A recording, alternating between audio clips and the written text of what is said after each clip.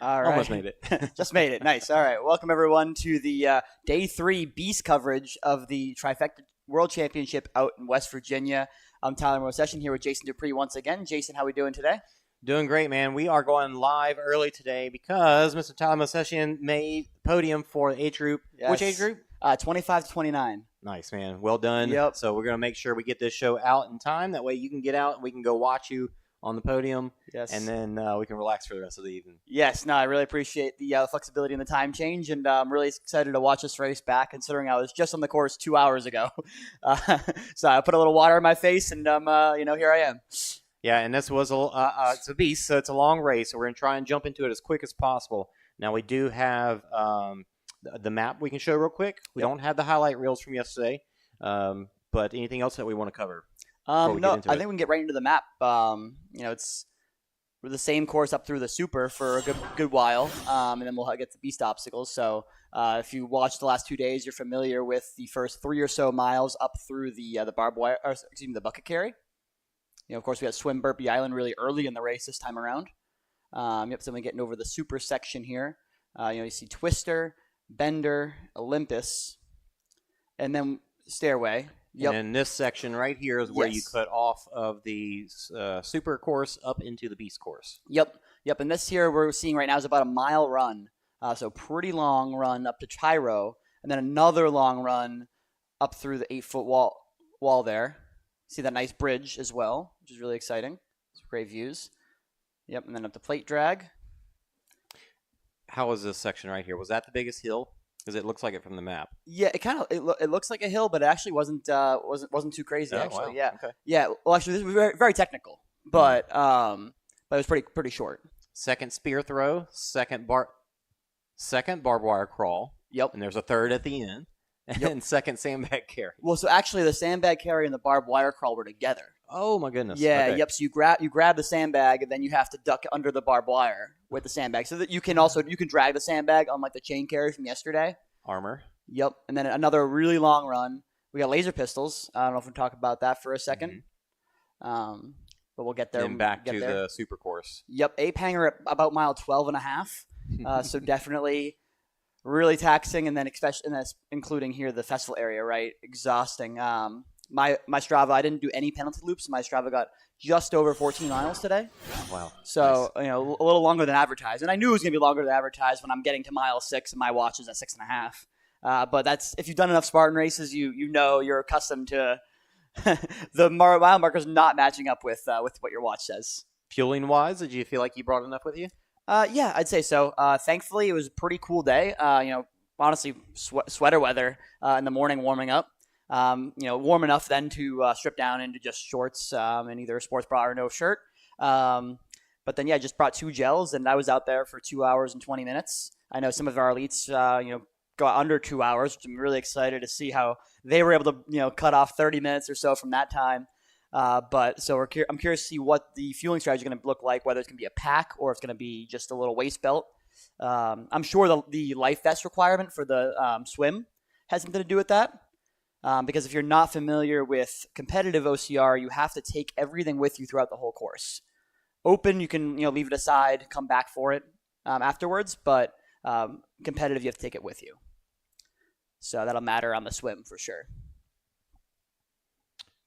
Okay. Well, let's. So this was a staggered start today, based off of the timing between the combined time from the sprint and the Super.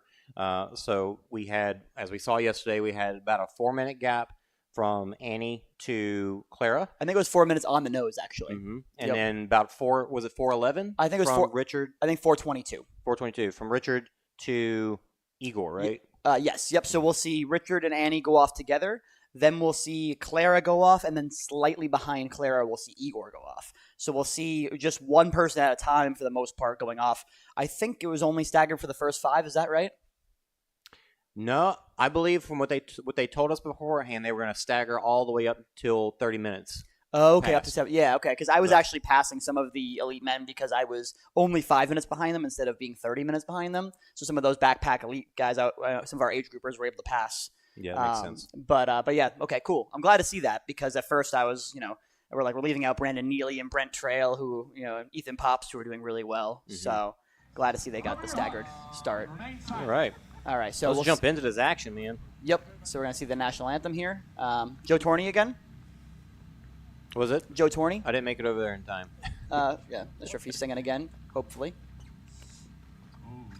Yep. Here he goes.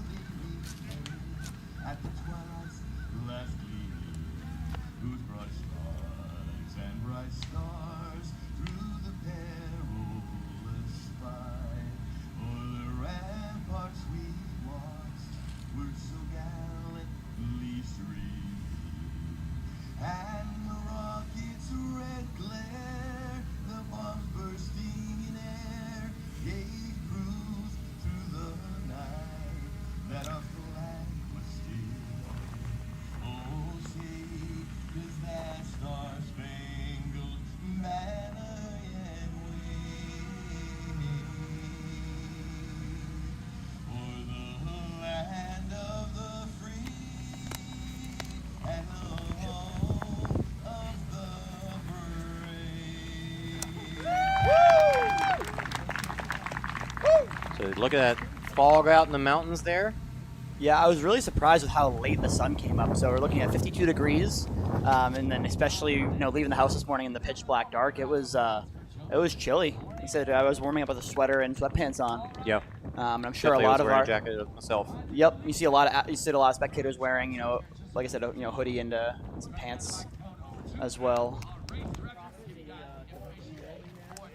Got our rabbits warming up. We know we're going to have some work to do to keep up with Mr. Hynek here. Oh, my goodness. These guys crushed us today. So we actually had Grayson West join us. Unfortunately, Spartan has changed their insurance, has changed the rules about what they can allow age-wise. So I think they said something. I think they said that the 16-year-olds can run open beast, but you have to be 18 to run elite beast. So something like that. Yeah, definitely a bummer because we were talking about him a good bit on yesterday's broadcast. I could be wrong, but I think he was somewhere in that 20th range, somewhere in that ballpark. And at such a young age, it's really good. So I would have been excited to see what he could do. So he joined us for rabbiting. So we have him doing a much better job than I did staying with the top athletes. Yep. So I really appreciate that out of Grayson. So I'm glad to see he was able to get a good run in despite not being able to compete himself. Yeah, that's right. And we've got Richard and Annie on the start line here. Thankfully, we've only got to deal with one race clock today. Yep. I was going to say, you do this for me, Rob? You got this?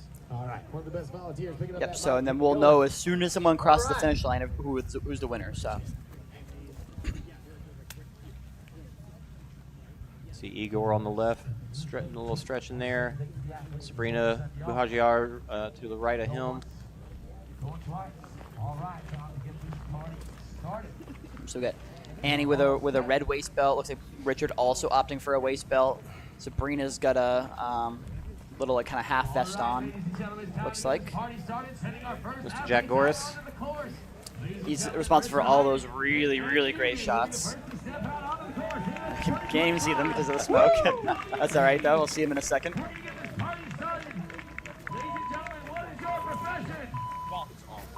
It didn't quite line up with the ruse, but yeah, no, that's all right. That came through when I was standing there, yes. Yeah, so Richard is the rabbit. I know we say we OCR rabbits, but he's the rabbit. Everyone's trying to chase Richard and Annie, of course, for that matter. They're gonna look to put on some big gaps in front of their competition here. we're gonna go ahead and just get some split screen going here because we're pretty much hopefully going to have two athletes on camera at all times. Nice. Yeah, I'd love to hear from Annie how it's like to start off with someone like Richard. I didn't think about asking that. Yeah, I'm sure you're just got to run your own race, right? Because of course, you know that it's gonna be different pacing. Look at the darkness in the woods here. Oh my goodness. And Richard is just making it look like it is bright as day, but I'm sure that footing is not easy. You see Annie being a little bit more careful with her footing, right? Because you don't want to roll an ankle or fall or take a fall. right away. Pardon my language. How dark it is, though. Yeah. It was really hard to see. That's why. Yeah, I think that's where the language might be coming from a little bit.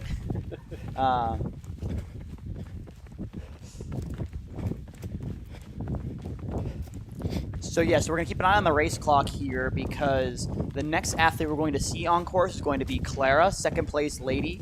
She is 4 minutes behind Annie. So that's something to keep in mind here. And we do have a start line clock or camera that we're gonna. Oh, why is it so big? We're gonna jump over to that to get an eye on who is coming out. Mm-hmm. Yep. Let's see if I can fix the size on it. I don't know. We might just have to deal with it.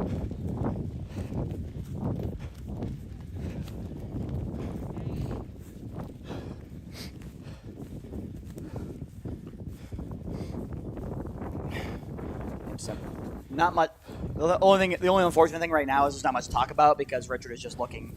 Oh yeah. Richard and Annie both looking great, and there's no one else really around them, so they're not going to be jockeying for position quite yet until we get pretty deep into the race. One thing I'm just curious on is I know Richard and Logan yesterday were about 350 to the sandbag. It's about 1 kilometer in. I'm curious if Richard is going to go even faster than that. I don't exactly know what Annie's split was yesterday, but that's what I'm kind of most curious on. Just looking super smooth.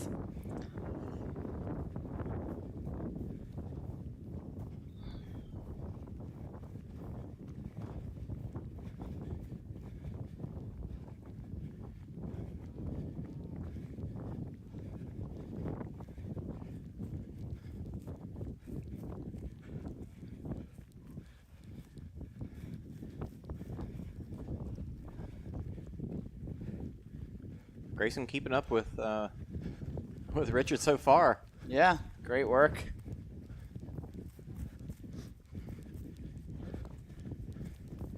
I'm sure this is useful for Grayson as he continues his journey through the competitive ranks. Yep. Look at that start line. All right. Yep. So we're getting close to Klára getting going. Again, it is literally to the second. So Klára will be starting at 4 minutes on our race clock. Egor will be starting at 4:22.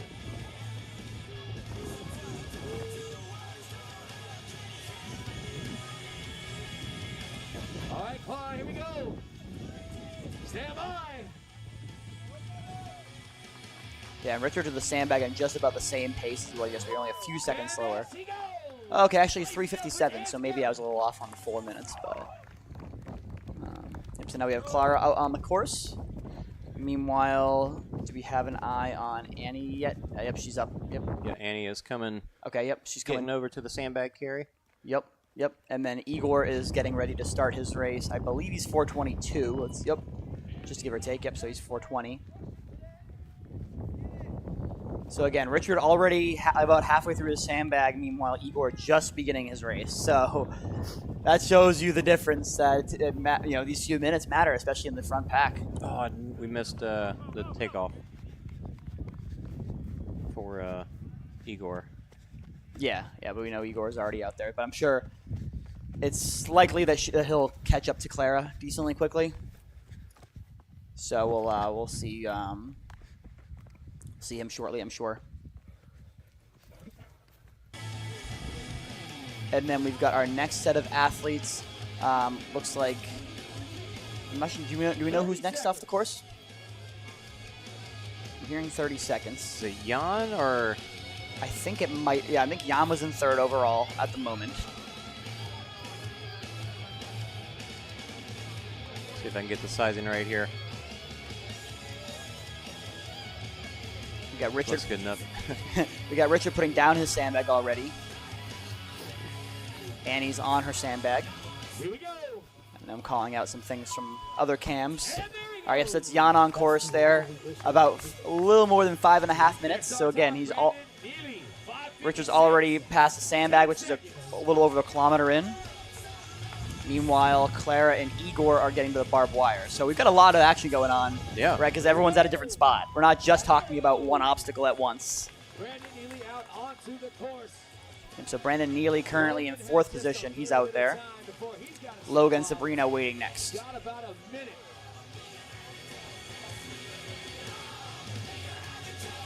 I see Logan warming up his arm there. You know, he probably wants to bring a boomerang and toss it at some of his competitors if he could. Fortunately, not allowed. Egor actually getting a little tied up behind Klára on this barbed wire. Oh, wow. He was trying to take a tangent, but he probably could have gone a little faster if he really wanted to through there. She wasn't.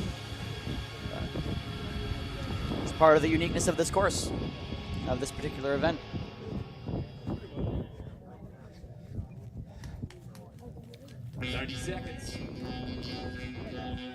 Okay, Egor passing up Klára.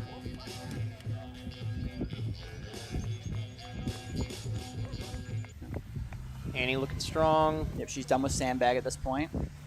Headed towards slip wall. Richard looking strong. Yep. So Richard's a mile in. He ran a 7-minute mile, the first mile. Just put that in perspective here. And yeah. Annie through this second section of woods. Oh Again, my goodness. So dark in there. Wow. Nice. Is that the camera lighting a little bit? Or? Definitely brighter in this section than the first woods section. The first woods section was very dark. Right. Yeah. Like I said, I was surprised here because I mean I'm living up in the Northeast, and at this time of day the sun is much more up, even at this time of year. 20 seconds. So kind of surprising. Okay, so we got 20 seconds before Sabrina takes off. Sabrina currently in 3rd position, and now at this point we've got 5 men on the course. I think we just missed Logan begin his race. Look at the mud right here. Yeah, a lot of slop coming from the last 2 days of racing. You know, we had open racers and age group racers as well take the course, and the more wear and tear the trail gets, the muddier it usually gets. I'd say there really wasn't a lot of mud outside of that. There was some, but not like that was the biggest mud section, I think. Yeah, agreed. We've seen many courses before where it's just a slop fest, especially like if you're talking about a tough mudder situation where it's almost unrunnable for much of it. All right, so Richard is approaching the water here, and he's heading towards mud, rolling mud. Yep, and that's where Richard will really get a view of where he's at compared to his competitors. Again, here, even Annie with about an 8:40 first mile, again including a sandbag carry. So just put that in perspective next time you go out for a run. You go out for it's legit stuff.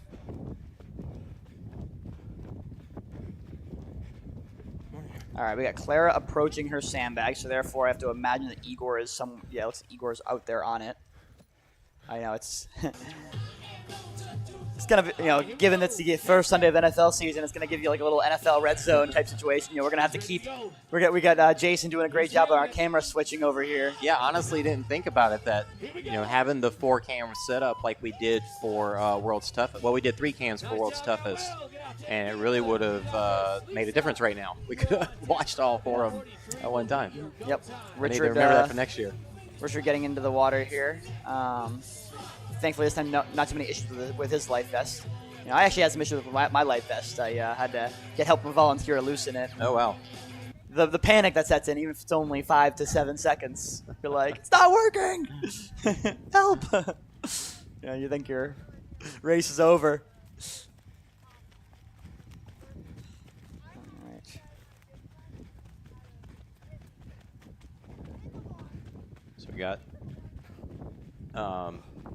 Richard at the swim, obstacle number 8 of 38 obstacles. Yeah, it's got to be one of the highest we've ever seen in a Spartan race, at least, right? I know we've had other race brands before with many more than that, but not this time.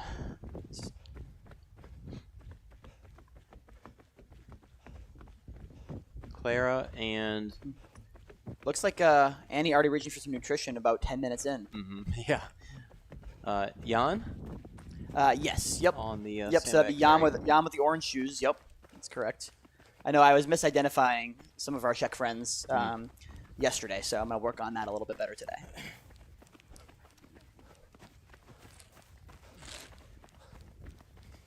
All right, Klára finished with her sandbag.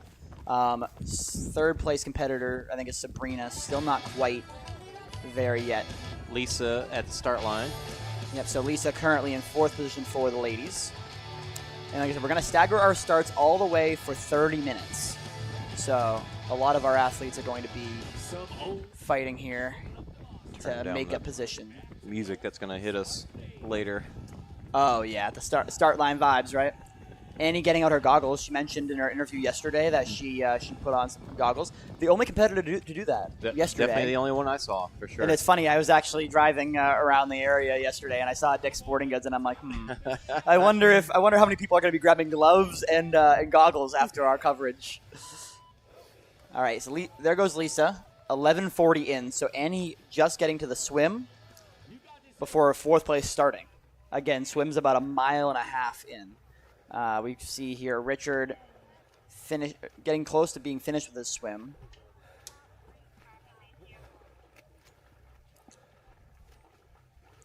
I'd be curious to know of Richard's swimming ability or some training. Seems pretty good. Yeah, I mean, his form looks good. Doesn't look anything out of the ordinary, like his running or his carries, but seems fine. I really do wonder if Richard really has any true weaknesses, because everything is solid at worst. It's definitely tricky. You saw his head coming up a lot. Not only obviously taking breaths like you normally would, but also having to having no goggles and having no earplugs. Yeah. So keeping your head out of the water makes a big difference. Oh yeah. In that situation. Your ears will be ringing for the rest of that run. Interesting that his spear was already stuck in, considering his first person there. But there he goes. Oh wow! And it's stuck in the wood, but in the woods. Go. But it also still bounced down and hit the ground too. It's the first set of burpees we're seeing out of Richard. But he's quick. He's looking quick. And these are good burpees. He's cutting every second he can out. And this is the beep just happened, but nobody left. Yeah, maybe it went early.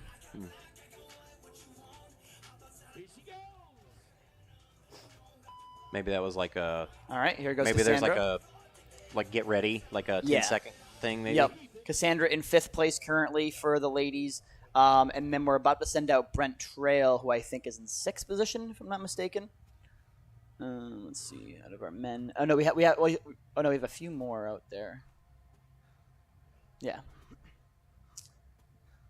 So, but I guess the good thing for Richard on normal races right now, well, first of all, he would definitely be with somebody. But second of all, his competitors have no clue where he is, and good chance at his burpee speed, he's going to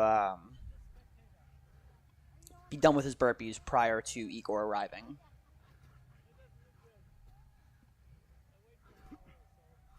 And that's probably what he's hoping for, honestly, because then you get a boost of confidence if you're, chasing him.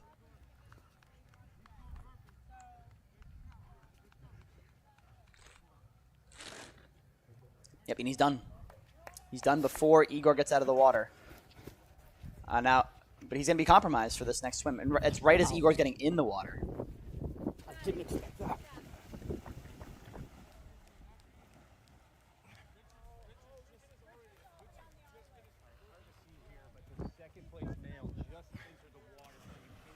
Nice jump. Here comes Annie. Quite a long swim. Richard still has the lead, but definitely lost quite a bit of time there. And here we have Annie coming in. And I think we might have missed the start for Brent Trail, who I think is in 6th at the moment. So I'm just kind of keeping track of trying to at least give lip service to our top 10. Yeah. Brent Trail putting together some great races. We haven't really seen much of him actually on course, based on where he's positioned, but one of the top guys in the Northeast. A guy who gives me a lot of trouble when I race elite for sure. So he's super solid runner. Logan Broadbent just made its way over the slip wall. 1 second apart for these two. That's fun. Do you recognize the gentleman on the right? Do you know his name? See, I kept calling him with blue shorts, but do we have our list somewhere of our guys here? Yeah. That might be. I think Yuri's got the man bun, I should say. So I don't think that's him. And I know Joseph had a red shirt on.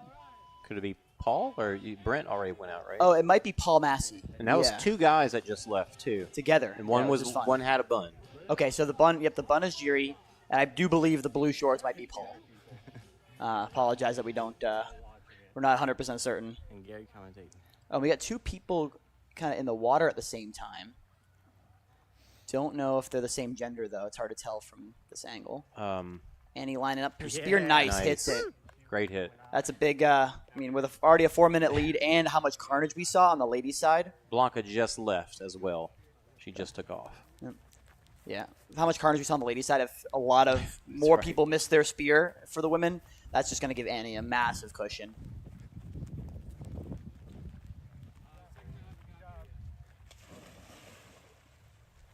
Goggles coming down.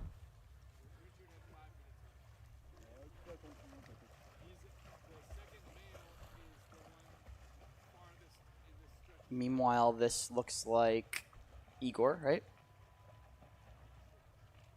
Honestly, Egor looking a good bit slower than Richard in the water. Again, we don't know what their swim training's like, because I honestly had no idea going into this weekend that there was going to be this much swim. I know West Virginia always does have a decent swim, but especially I didn't know usually it's only part of the beast. It's not usually part of every race. Yeah. We got a good amount of people in the water, so enough interest where there could be a shakeup at the spear if there are misses on either side. Richard's now out of the water, again, before anybody gets to Burpee Island here. All right, so I'm going to be heading back to try and catch up with with Annie, but so we won't have any more camera shots on the Spear Island, unfortunately. Okay. So we'll just have to infer from timing who maybe makes or doesn't make. Because the timing mat is after the burpees are complete, right? Yes. The after spear throw. So whether it's a make or a... So if we do have any shuffle, you can probably infer that someone missed. All right. And who we got starting up now? I don't think I saw Mike Strobel go out yet. Maybe Yeah. Sebastian? I'm not sure. We also... We did see. All right, Sebastian, 20 seconds. Stay alive. Cool. All right. So we got Richard here already up to the A-frame.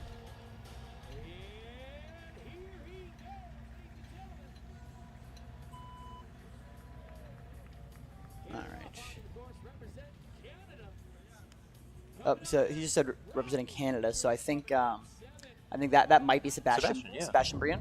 So then I said, Mike Strobel, one of the favorites of the show. I feel because of how many races he does.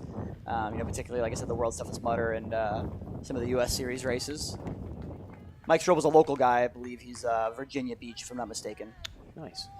Actually, it's not too local to here, honestly. It's still a solid 4 to 6 hour drive, somewhere in that ballpark, I think. Yeah, we still got Cameramen having to do some obstacles. Yep, we still got the barricades going on. Annie's coming out of the water there on the right.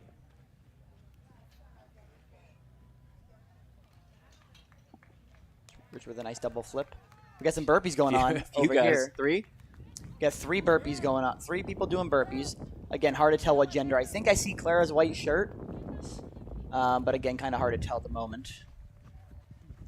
All right, so we got a camera's going to go run with Annie. Again, the only thing about bringing the goggles is she's going to have to carry those goggles for the next 2 hours. 2 hours plus now. That's right. You can see her pack looks pretty full. Her waistband. Yeah, She's it got a lot does. going. Oh, here it is. Well, we had a good shot of it. What's Richard saying? I don't know. Hard to tell. But yeah, look at her waistband. There's a lot going on in there. Yeah. I don't know what all she's carrying, but man. Definitely probably inhibiting her pace a little bit anyway.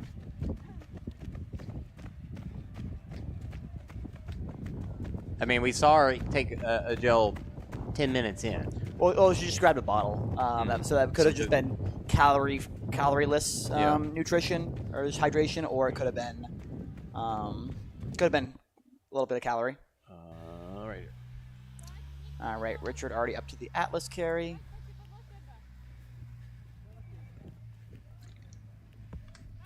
like I said, great to see Richard Hynek out here. I was thinking about that earlier.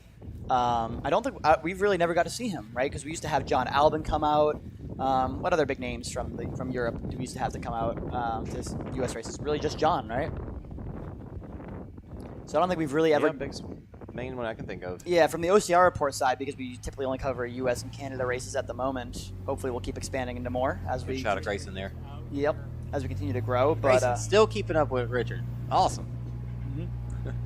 Yeah, but so this is really our first... This is the first time that the U.S. audience is getting exposed to Richard. So if you don't know who Richard is, now you do. Yeah.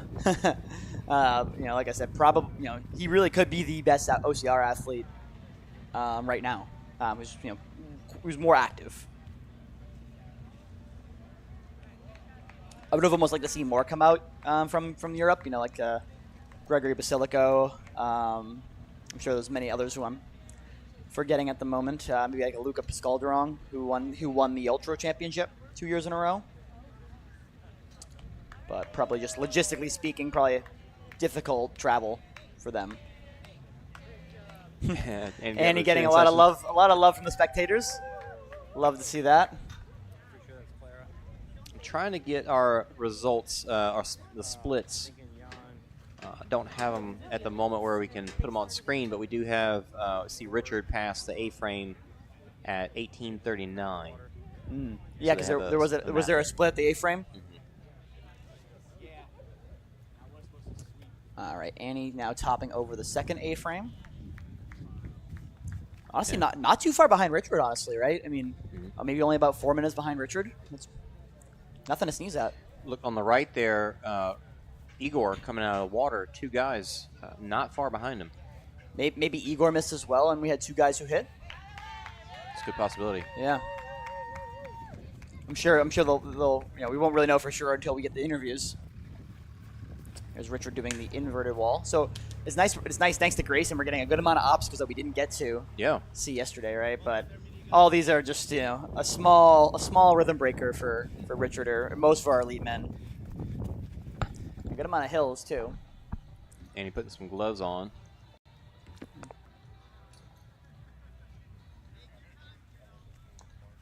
Figure we don't want a mistake here, because really if you're Annie Dube right now, really it's just a penalty that would really be the way you would lose time on your competition, right? If you make it through smoothly, you're probably okay. There she goes on the last ladder. And got it. Nice.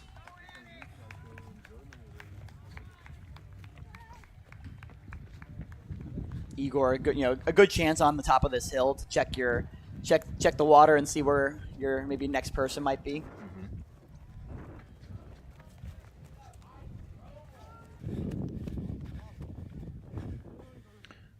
Richard on into the bucket, with Egor just still not quite to the A-frame.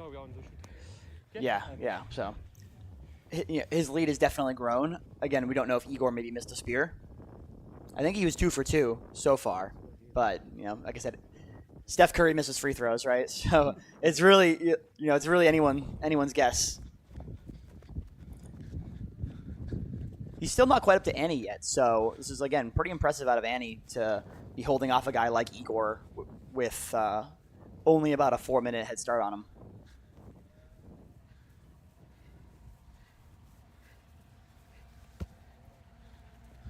And we can see from the start line camera there are still people. Actually, speaking of which, we still got people staggered start. Mike Strobel over on the right. Yep, Mike Strobel is out there. There he goes. Nice, that was good timing.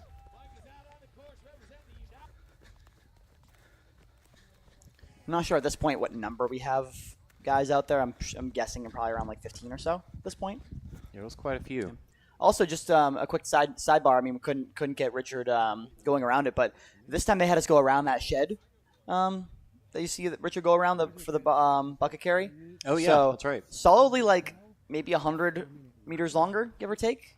Right. So yeah, or not quite that long. You can see it right now. Yeah. That it went around, come back up, and then go back to it. Okay. Yeah. So yeah, it really added quite a bit. Yeah. there. No, it definitely felt longer for sure.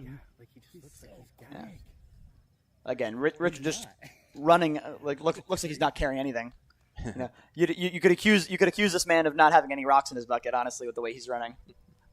But obviously they got these pre-filled for a reason now.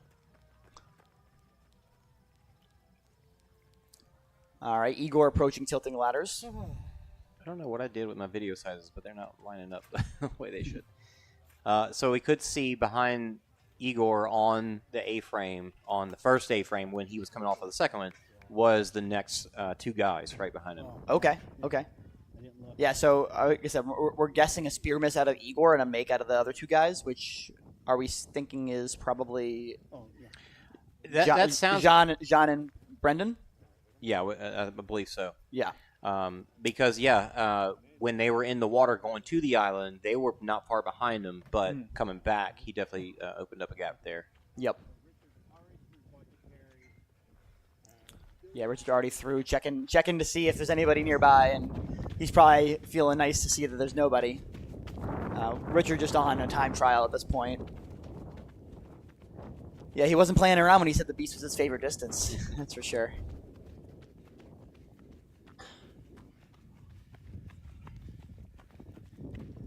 Yeah, these loop sections is really your best bet to get a chance to take a look to see if anyone's around. Oh, we're a little sideways on Richard's run here. Let's double tap the power button. There he goes. Yep. Sorry for the dizziness in advance.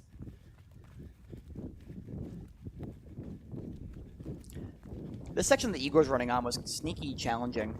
It was kind of just had some weird divots and weird angle. It wasn't like a straight flat ground. Yeah. Obviously not elevation, but you can see from the worn down spot where everybody was running down this one path. Yeah, exactly. Egor also taking some nutrition. He's about 23 minutes into his race, and it looks like he's pulling out a gel. It's definitely earlier than I usually take my gels. I'm usually more of a 45-minute guy, but when these guys are running as quick as they are, what do I know? Egor also a bigger guy, probably has more calorie demands. So I was checking my watch right there, and I'm pretty sure we were doing about a 6.5 minute mile, but that was just, it's hard to say for sure, but that's what my watch said at the moment. Okay. So if it wasn't that fast, it was faster. Wow. Yeah, it's it doesn't look that fast when you're looking. Now you can see me backing off, and he's pulling away from me because I saw how fast I was going and started to die. And got Annie going into the bucket carry. Now, the man keeping up with Richard, we obviously don't see Grace because he's holding the camera.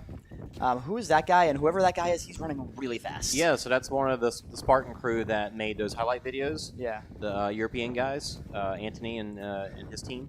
Really awesome, fast dudes. Yeah, he is very fast. He should get into a race. Because he's right on Richard's tail. I know, I don't know all those guys' names, but I know one of the guys that has worked with them a lot. Now I'm going to blank on his name. David, something or another, that has done a lot of filming with them, races a ton too. But I think some of these other guys might just be maybe just more distance trail racers. I'm not sure. Yeah. All right, so we're seeing Richard here on Twister, which is our first obstacle in the super section. Again, we're going to get about half the super section here before we head on over to the extended beast portion of the race. So we're going to see Twister. There's Twister and Olympus, and Bender. Twister, Bender, then Olympus, and then we're going to go over to the beast section. So here's Jan and Brendan off in the distance behind him. Okay. Yep. So not too far behind Egor here. I'm not 100% positive what the gap was from Egor to Jan and Brendan. I don't think it was a ton. It might be like a minute or so. Because Egor did not podium in the sprint, right? I think he might have been 4th or 5th. Yeah. Because I know because it was Brendan and Jan were 2nd and 3rd behind Richard. Okay. Yeah, we're getting a better shot now on the right side here of Annie going around the shed. So yeah, previously it was where that little pole is. So yeah, definitely. Yeah, way out there. It mind bends you a little bit, for sure. Jan wearing those white gloves. And Jan is also from Czech, right? Yes. Okay. Yeah. Good showing out of Czech. Let me double check that. Slovakia. Slovakia. Okay. You know, he's not an athlete I was familiar with because I was already familiar with Richard, of course, and some of the other European athletes from some of the European Spartan coverage, but not familiar with Jan, so I'm glad to see him out here. Brendan Neely coming up behind him from Canada. Yep, again, one of our Annie making an adjustment. one of our leaders in the national series. He didn't Canadian do the national series? Yes, correct. He didn't do the first race, but he did the second race, and he's in pole position to win if he ends up winning at Ontario, Blue Mountain. That race is October 19th, so he's got Ethan Pops had won the sprint. Yeah, in Red Deer. Yep. So it really be between those two guys, whoever can get first. We'll take the win. Yep. Do I spy? Oh, Is that who I think it is? that is me. Yes. Yep. I was getting ready for my race at this point. That's awesome. We're trying to see if we can catch y'all taking off. Cool.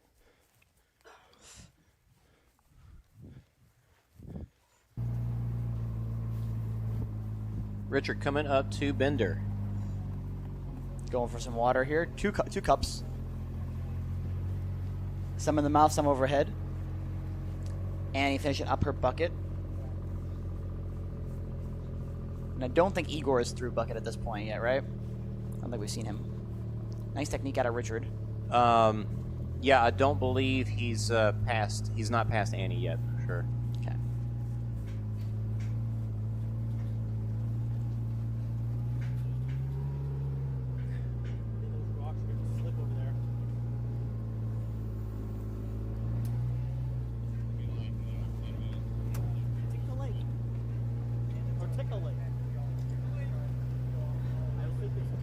All right.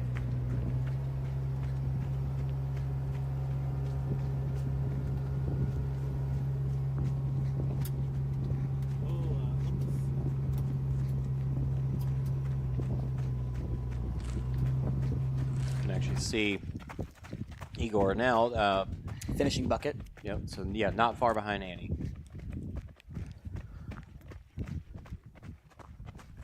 Does look like you guys are getting close to.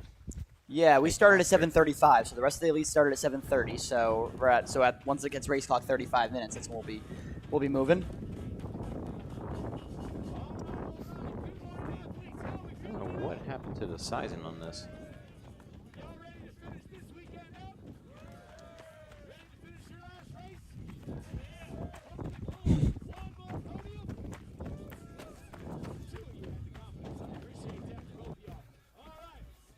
All right, here's Richard on Olympus.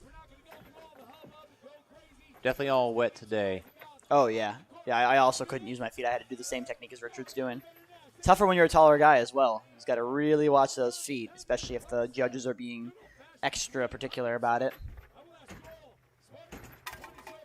Yeah, gave that everything he had.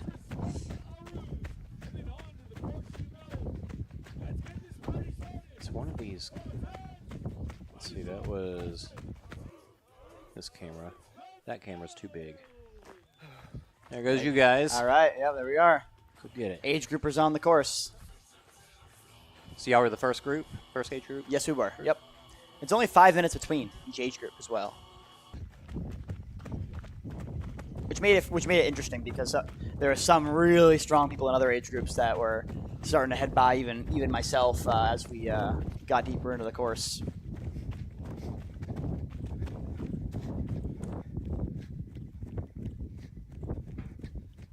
Igor about to pass Annie here. Yep. 35 minutes in. Little muddy section right there. So Egor and Annie heading Twister.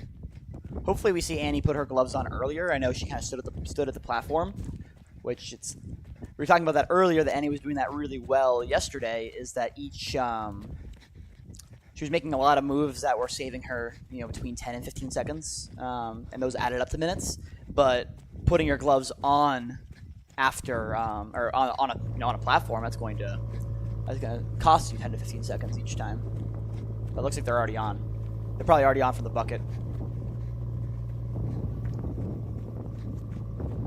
right. Meanwhile, we got Richard with some running here. He's through Olympus, so he's got after Olympus was he's got Stairway still. After Stairway is about a mile run from Stairway to Tyro. Egor here going backwards. So no problem here. Oh, did he? Yeah, he got through quick. Yeah, he did. He's Annie looking strong. No issues. nice. Definitely curious to see where Klára's at this point, assuming she's still second.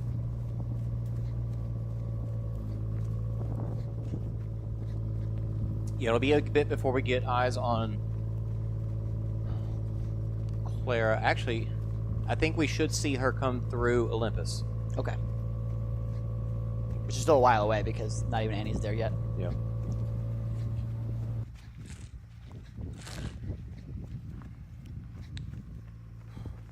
Jan on Twister. Yeah, so again, not too far behind Egor at this point.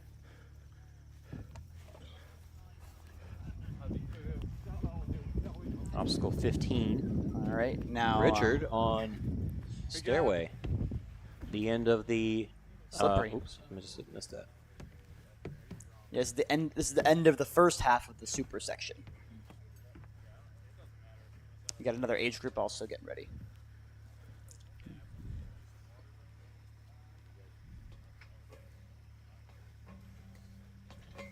So Jan off the Twister, and Brendan Neely's shortly behind him here. Okay, so Neely currently in 4th position. And there comes Richard from, or Egor actually, from around the little loop. Yes, it's an opportunity for you to once again see your competition.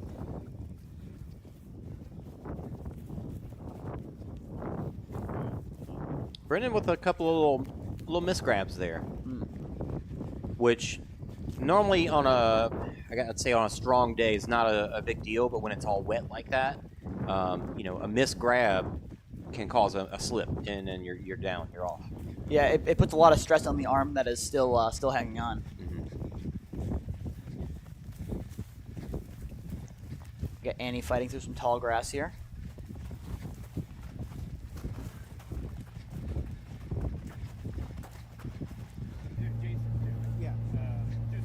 Man, Grayson's still keeping up with Richard. I know this is where you get that kind of long stretch. Yep. Of running. Yeah, I'd be curious to know what kind of pace he was throwing down.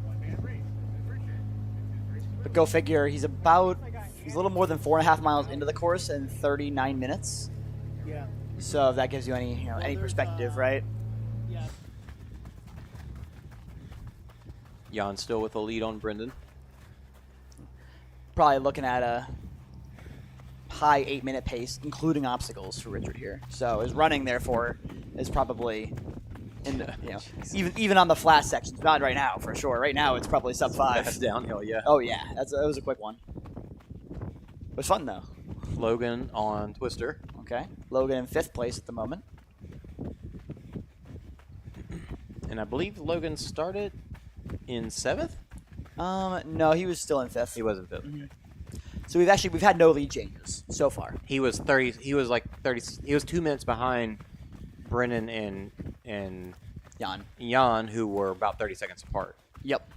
So it seems like he may have made some time up, which is great to see. And he's approaching Bender.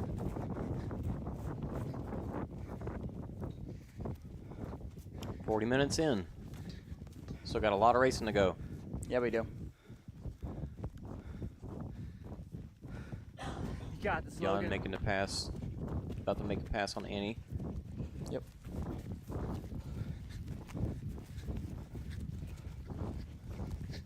Oop. Use that thumbstick. There we go. Oh, almost. Yeah, we'll come back to him. Richard starting the lead racing now. Yeah. Yep.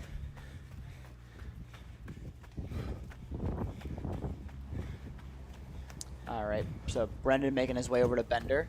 He's probably only 20-ish seconds behind Jan at this moment. So, and that's the big entry because that's our podium line at the present time.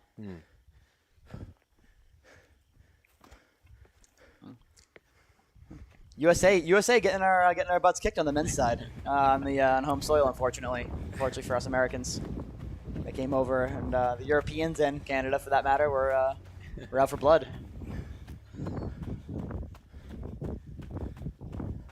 At least Annie's holding it down on the women's side for us for now. Yeah, look how hard Grayson's running. You don't even see Richard anymore. That's you can tell by his arm cadence. Trying his best, but I mean, Richard is just another beast going down this hill. So Annie is through Bender, and we're looking to see who's going to be following up behind. Logan was off in the distance on Twister. Mm-hmm.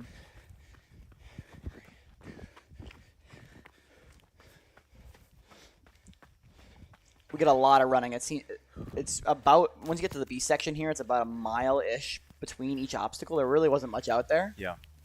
So, a chance for someone like Logan, who's a 2:28 marathoner, to close some of this gap on some of these other guys, who are no slouches in running themselves, of course, right? That's why they're where they are at the moment. But you gotta be. I'd be nervous if I had a 2:28 marathoner chasing me. That's for sure.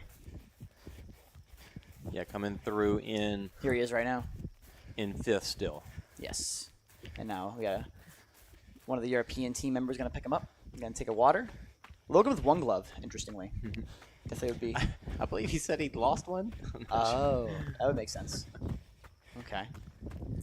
I feel like I would probably bail the other glove, honestly. Like, if I lost one somewhere, if it fell off, whatever, I think I'd throw it in the trash. Another cool dismount out of Logan. Mm-hmm.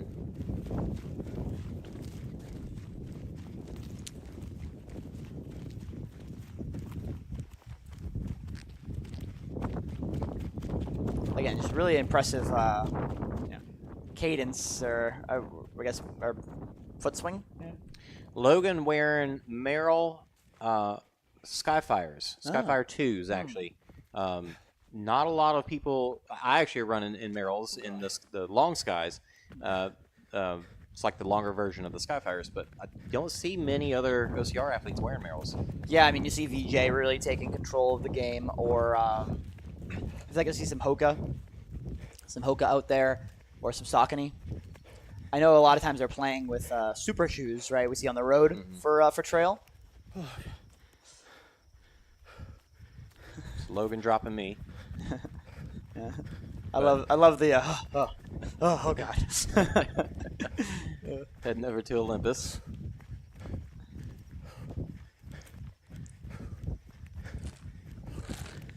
All right, we've got Annie catching up to Ben here, so we should have a camera with her for a little while. It looks like Richard's even dropped the guy, the other camera guy too. Yeah. So impressive. Logan once again taking a little bit of a breather on the obstacles right beforehand. I think he just wants to make sure he's accurate. He knows he can't afford any pounce loops given his current position.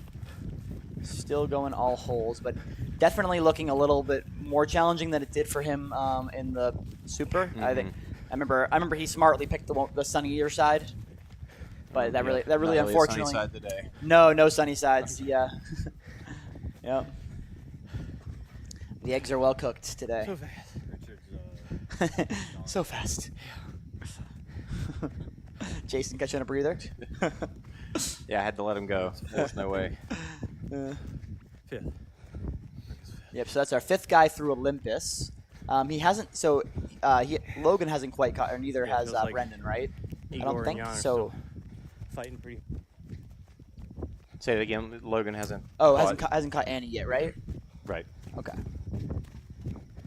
Here's Manuel Dufault, who we haven't really talked about at all this weekend, getting through Olympus here. So he's currently in 6th position. Oh, looks like Logan's just passed, or that's either Logan or Brendan passing Annie. That is Brendan. But oh, come on, where's it at? Oh, just had Manuel's struggling a little bit here with Olympus. Richard. Taller guy. Just missed Richard on Tyrolean Traverse. Yeah, blinking will miss him. His feet are dangerously close to the ground. He's fumbling a little bit with the handholds. This is one of those obstacles that it is failable on even on the top end of the male elites. Nice shot. Oh, woo! Yeah, he definitely made that. I know you couldn't see his feet at the bottom of the screen, But but he lunged for that bell, and it Yeah. was tight. yeah, if he didn't quite have the reach, it would have been done for. Yes, a smaller athlete would have probably missed that same reach. Annie and Brendan making their way to stairway.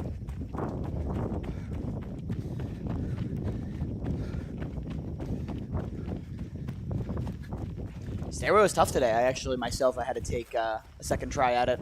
Oh wow. I had to grab it. It was the rocks were more wet than they were.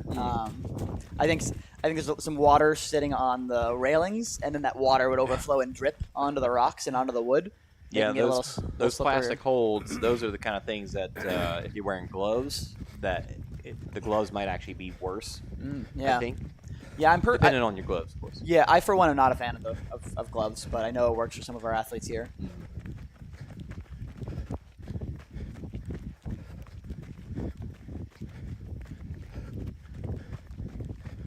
Everybody dropped me today. I could not keep up with anybody. So I'm recognizing an age group athlete who's not on our screens right now, who's at the start line who passed me. At some point. Yeah? And so I'm 15 minutes ahead of him or so, and now I'm like, wow, he started that far behind. Oh. So there's levels to everything. There's still some work to do on all ends. Even if you're Annie and you're leading the women's field, or you're Richard, still work to do. Oh, there we go. Nice big shot at Annie. All right. Got back to the Olympus again.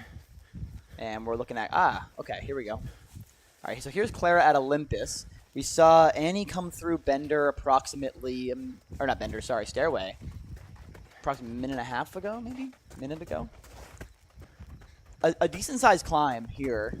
Annie hit Bender at 40-30. Okay.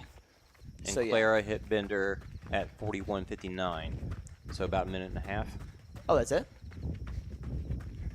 That's actually Oh, she slipped off Olympus though. she did.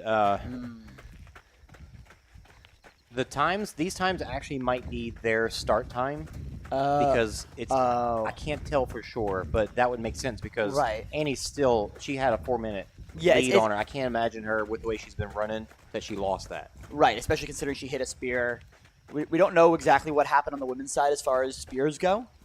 It's even harder to tell in this kind of race where it's staggered. Except for Annie. Annie Well, made of hers. course. Yep, we do know that.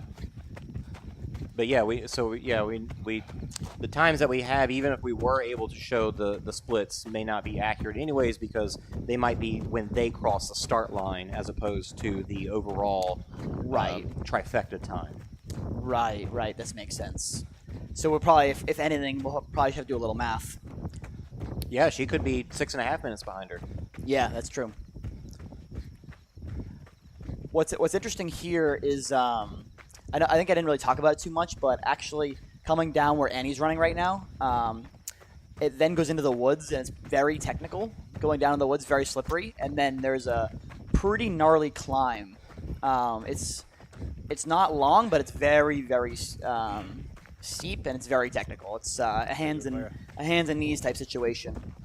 So I'm curious if we'll get any coverage on there because that'll definitely do it more service than me just talking about it. Here's the big bridge. Yeah, and so if you've run in years past on this course, you'll know that actually we used to run down the middle here, Yeah. but that was actually blocked off, so you had to pick one of the sides. Either side was fine. Oh, okay. Yep. And you stayed on the side. So you went up, down. There's actually two little loops. So you see Randy here getting up to the top. It's like, man, can't we run across that? I want to run across that. Was that Yeah. like a bike course, a bike track? This going up and over sucks. I think it's for bikes actually. And I'm assuming, are we waiting for Richard up here, or is he already through? Yeah, we're waiting for Richard. Okay. Yeah. So right before this bridge is that really difficult hill section that I was talking about, where it's probably at some point up to a 50% grade. Wow. But again, just for a very little bit. So it's not quite like a Killington or anything, or a Jersey or Cincinnati, where it's a long time you're doing that, but it's a couple minutes. All right, so Klára had to do a penalty loop here for Olympus, so keep that in mind. Again, that's not ideal, given that on a long race. Sometimes the penalty loops kind of feel like a bit of a joke. None of these penalty loops that I saw were. They were all pretty lengthy. Yeah, luckily I couldn't tell you. Thankfully for me, I only had to do a few burpees at the spear on the sprint. Yeah, that's fantastic. Yeah, and we'll get to the laser pistol, but that was a lost cause as well. So if anyone has any tips, you can put it in the chat. Definitely need a little help on that one. This is a sneaky section too, right? Because here, especially a guy like Richard or some of our we have a lot of our lead athletes are actually bigger guys, and sometimes I almost had to like turn my body a little bit because it was so tight. I was like, I didn't want to scrape up my arm on the fencing. I'm gonna get a little bit of frozenness on Randy's camera, so we're gonna switch back to Klára and Annie side by side here. I believe Clara's running 2 Tyrolean traverse at the moment. Jason doing a good job keeping up with her there. And then we've got Ben hanging with Annie. Again, she's headed towards that technical section I was talking about before.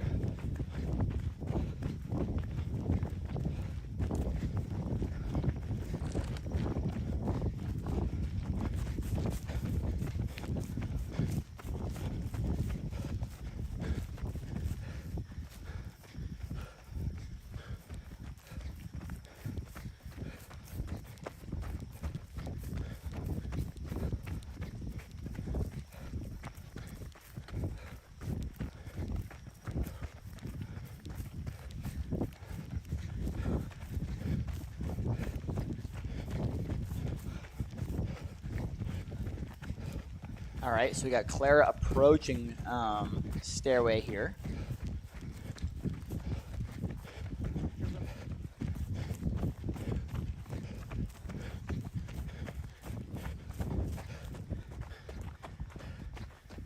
Klára actually opting for no water, which is kind of surprising.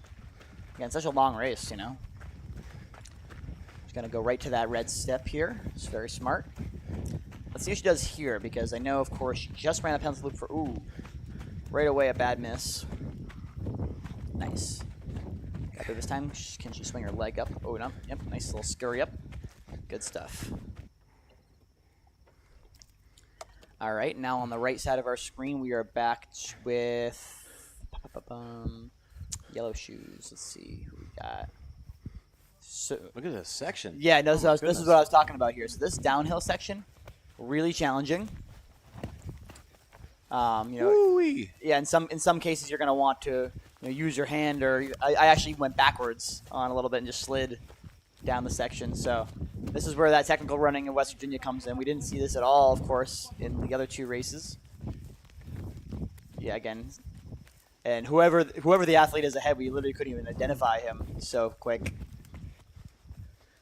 We know for sure it's not Richard, because Richard's already up on the bridge. It was Jan with the yellow shoes, right? I thought Jan was wearing orange. Was it Egor then? That might be Egor.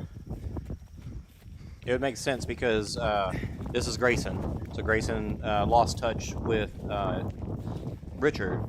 Egor would have been the next one. Got it. Okay.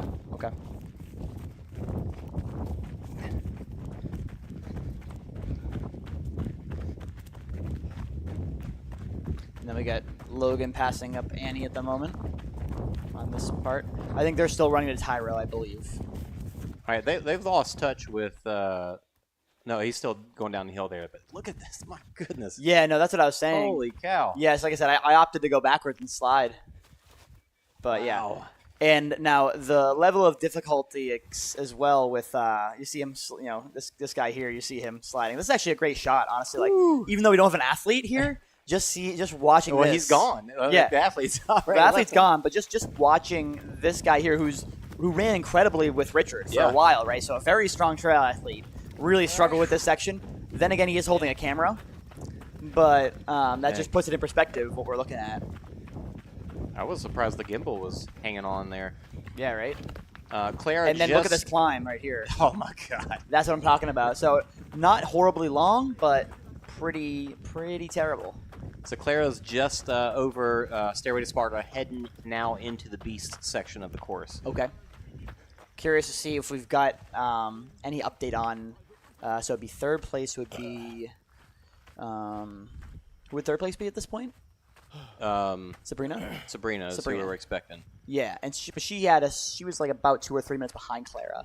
But the failure on Olympus for Klára could open up some room for Sabrina to make a push. Again, the tough thing is she doesn't know that. So the mental battle of racing doesn't really exist as much in this race. Look, we've got hands and feet. Using hands and feet, crawling basically up this hill here. That's why you're getting just a shot of the ground. Yeah. Yeah, because it's so. See, this athlete here, I'm not sure who this Crazy. guy. Yeah, I'm not sure who this athlete is. White tank top.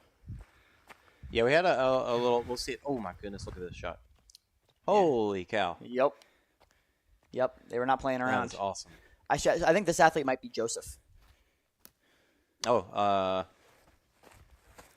With you right now. Yeah. Good job. So yeah, they had a pretty good. I mean, these guys are like 7th, 8th, 9th, 10th, but they had a pretty good battle going on. Yeah. We're gonna see a few guys come through right behind them here in a moment.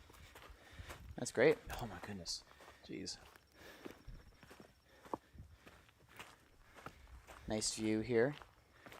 There's some really pretty views out on course today, for sure. Yeah. The fog's still off in the. Ooh, who we got here? We're back to Richard. Yeah. And this here was giving the vibes of if you ever ran cross country in high school, it was like the standard state courses usually are golf courses. It was a little bit rolling but pretty flat otherwise, and pretty easy to throw down a good pace here. And get kind of comfortable, get rhythmic.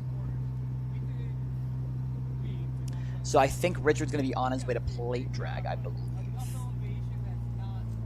But he's got a good bit of running to get there first. So still no Sabrina yet. This is another guy coming through over on the right. Yep.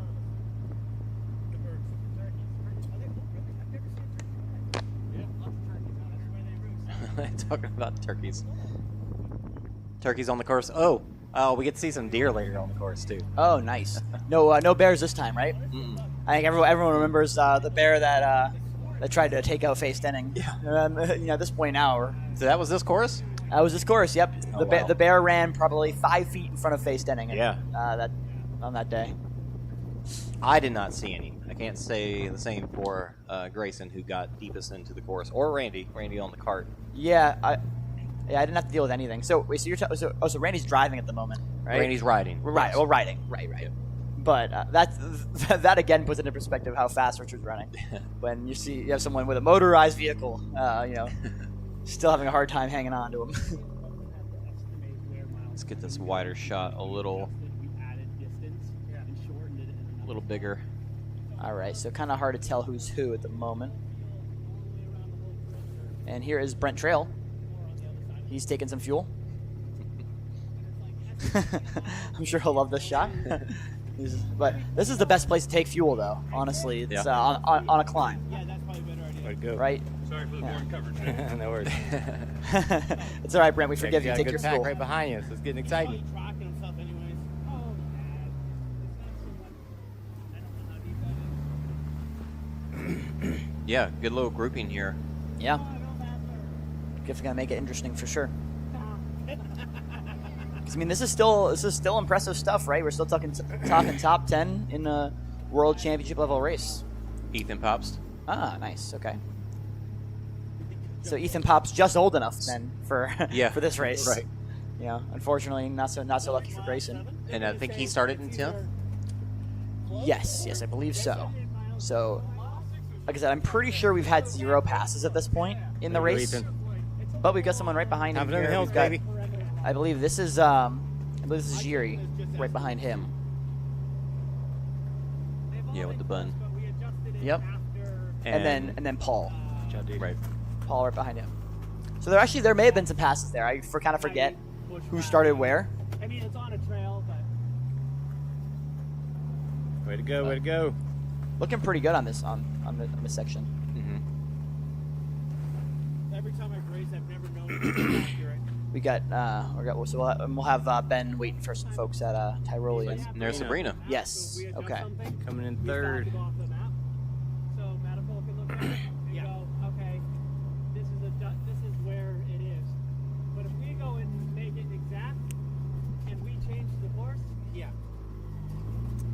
up with her. And unless that gets updated and gets All right, so here goes Sabrina going to come up this section here. It's just good to have a rough idea. Yeah, medical will never find that spot. Yeah. You know?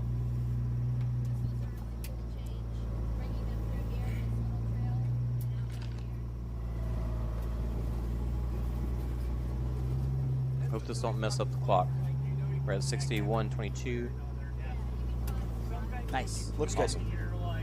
Cool. I know yesterday we did just minutes, which a lot of times if you do high rocks, anything that's like, oh, I run a 68-minute high rocks, you know, usually. Same thing in, like, if you talk about 400 meters, when it's at close to that next round number, you just kind of go over. But since we're talking about a 2 to 2.5 hour race, want to give you the hour mark as well. Richard. All right, here he is again.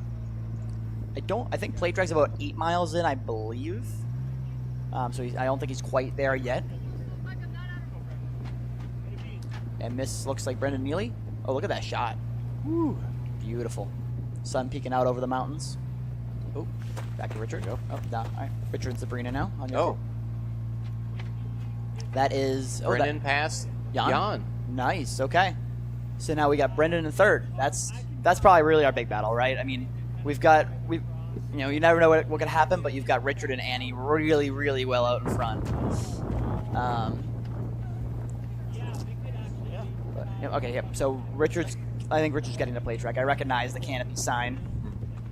That was right before it. There should be a water stop to his left, I think. Or no, I'm wrong. Never mind. It's funny. You're in such a weird headspace when you're running the course that you think it's on there. You know, I'm sure if you've done an ultra, you've been asked by open beast racers, "Oh, what's left?" or "What obstacle's next?" And you're like, "I don't know." That was Logan that just passed through. I do have to show this shot. Oh, though. yeah. That was fantastic. So Logan just came through, honestly, not far behind Jan. So in fourth currently. So he'll still be in fifth at the moment, right? If Brendan, Brendan passed Jan for third, so we got Brendan, Jan, then Logan, but all real close at this point. Brendan in third. And now those three gents are at the bridge, right? Yes. Okay. So yep, this is where, like I was saying, these next 2-ish miles of woods, or of not woods actually, just grass. This is where a guy like Logan with his marathon ability is going to, try to turn it on, especially if he sees somebody, right? I'm sure if you're a guy chasing and you see someone in front of you, that's when you're like, okay, I gotta burn a match, so to speak.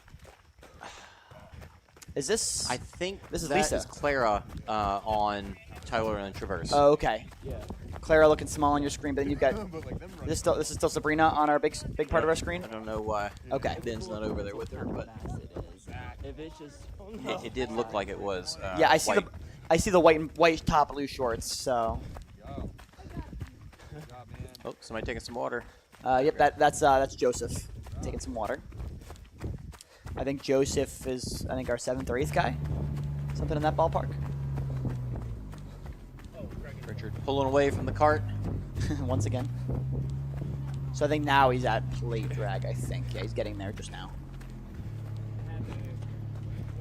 Hour 4 in, I believe he's at mile 8.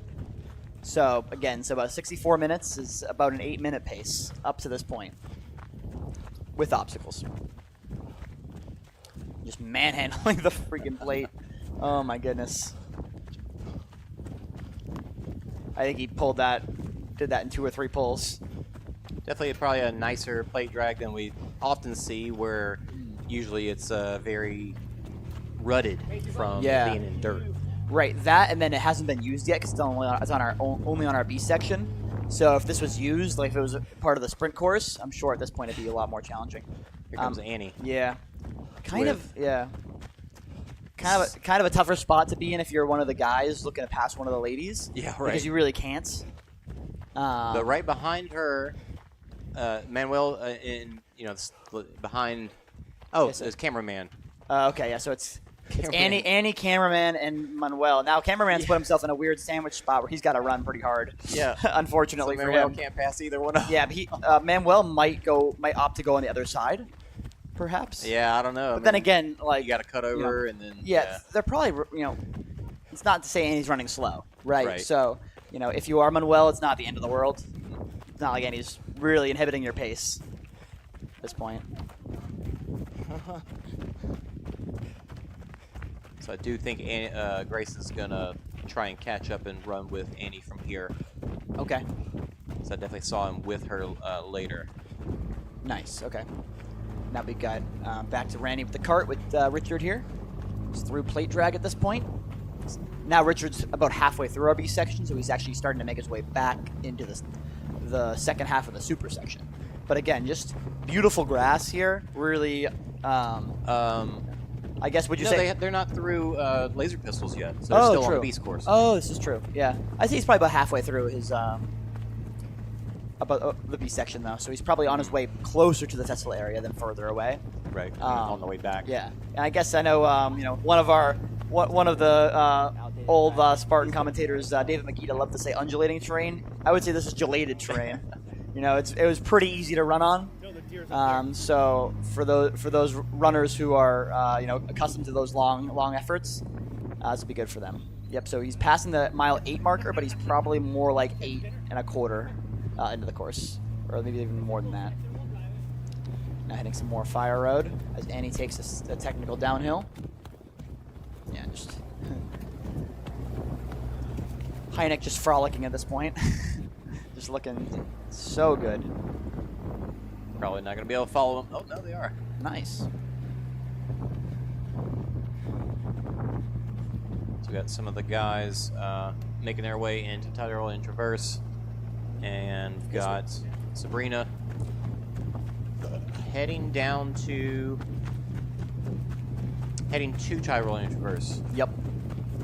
So we got about our top 10 guys through Tyrolean. Again, Sabrina's in 3rd position right now for the ladies. So just kind of give you a perspective of what position people are in. And Annie just hit the 8-foot wall, obstacle 20. Yep. A little more than halfway in terms of obstacles.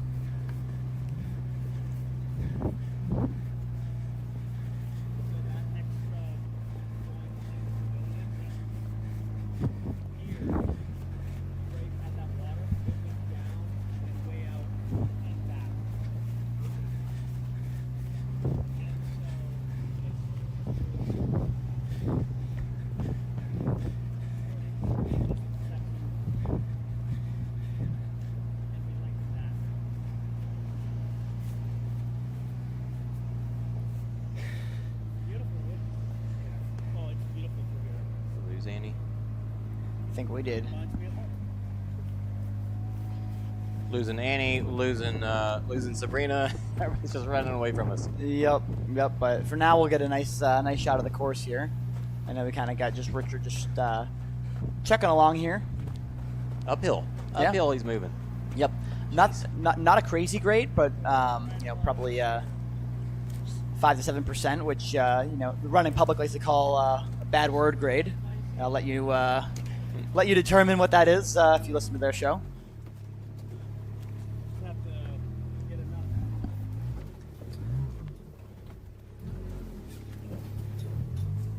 Momentum to not get high centered. Because then we're all getting out and pushing.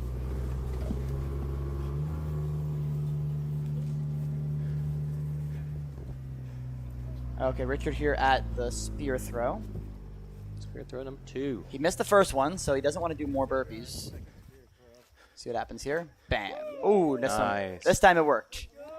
Yeah, just barely, just on the edge. Yeah. Even someone was saying he almost missed. Yeah, it was a good clean one. Sabrina heading into Tyrol and Traverse. Mm-hmm. Kind of curious to see who's. I think Lisa Muzakio is in 4th right now. Is that correct? We're gonna see them come through. Lisa and Blanca, should be close together. Or what about Cassandra? Not quite. Cassandra was behind them. Oh, look at this! Sure. Look at this technique out of Sabrina, over the top. All right. Love to get a better let's view of go that. ahead and take Yeah, the, interesting. Oh, wow. course back. Interesting. I know Robert Killian used to do this as well. I mean, Robert Killian, a multi-time world champion. So Well, also interesting. Ranger, Army Yes. Ranger. Yes. Does Sabrina have a military background? Not that I know of. Oh, interesting. Maybe wants to save her arms or blowing up something. on Oh, you. now she flips. Oh, she got the bell. I guess you can reach a little bit better, right? Yeah. If you're reaching forward and tapping it. So now we're seeing Richard here doing the sandbag barbed wire crawl. And where does the sandbag go? Does it loop back around? Yep. So he's going to come up, and now he gets to run a little bit with it again. Clean it back up onto his shoulder and run again. Wasn't terribly long. Definitely was shorter than any of our other looped carries. But definitely tiring to drag that along. This is where it probably pays off to do other brands, right? We've seen this kind of thing at OCR World. We've seen it at Tough Mudder. But I don't think I've ever seen it in Spartan. Oh yeah, you take it easy, man. At least not in the U.S. anyway.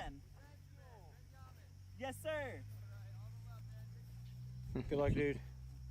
Making friends wherever I go. Ben had some shin splints, so he got a truck back to the festival area.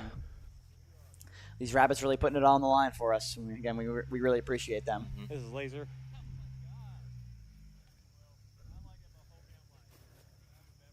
Oh, back through the sand. Yes, same way you crawl, came. Yep. too. Richard opting to throw it instead of drag it, kind of toss it along. Sandbag, barbed wire. Yeah, definitely not easy. You can pick it up here if you so wanted to, but it's like, Yeah, is it one worth good cleaning it spot. again? Yeah, he's just gonna pick it up kind of to his waist. Looks like he's just gonna fall down with it, and roll through. Yeah. So I saw some folks out there like kind of hugging it like it was their baby and not letting it go. But Got Grayson here with Annie. yep, Annie looking smooth. Yeah. Beautiful sunrise once again coming over the horizon. Her run does not look to be slowing down at all. Nope. Like I said, really glad to see how she's running considering that broken foot last year, the surgery. I like it. Yeah, it is fantastic. I Yeah. want to make it longer, but the whole parking lot made that challenging. Thank you. It looks hard to do, but it's kind of nice to see something a little different. So we think that Annie is probably approaching plate drag. And to be honest, it beats the carrying a chain. It's just before mile 8, I believe. Here we get. Meanwhile, we got another shot of Tyrolean Traverse. I'm pretty sure this is Lisa. Okay. And so And- she'd be in 4th position. Yes, and Blanca right behind her over Oh. on the far left there. Okay. So Make that's it a little bigger. an interesting battle. Yeah, very close together. Nice. Richard taking some more nutrition. All right, there goes Lisa.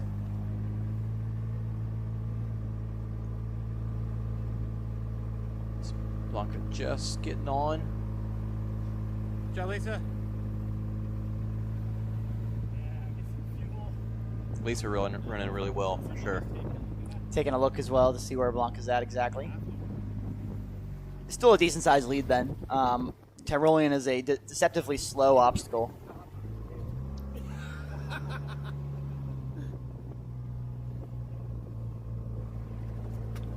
And then meanwhile, Richard just on cruise control.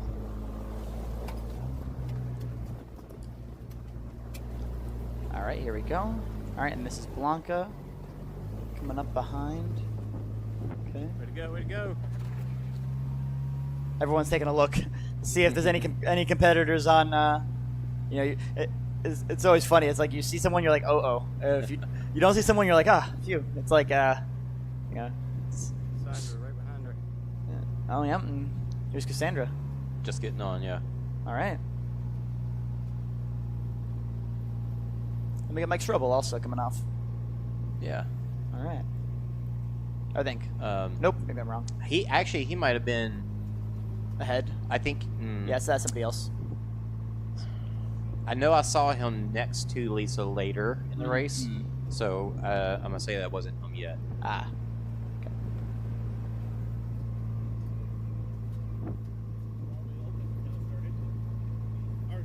Because I know he passed her when I saw him later. Yep. Okay. Here's Cassandra. So we got a pretty good battle for 4, 5, 6 going on. And now there's only payout for top 3 though, right? Right. I know sometimes in the past they've done small payouts for keeper, That's the battle. but like I said, it's still coming top 5 in a world championship event is still something put on the resume. And so definitely something the girls still want.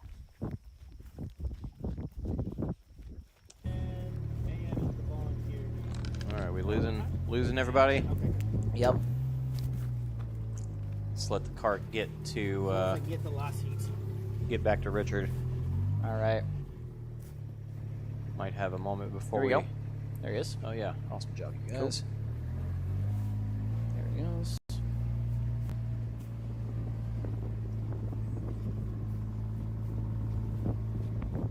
Again, just still a ton more open field here.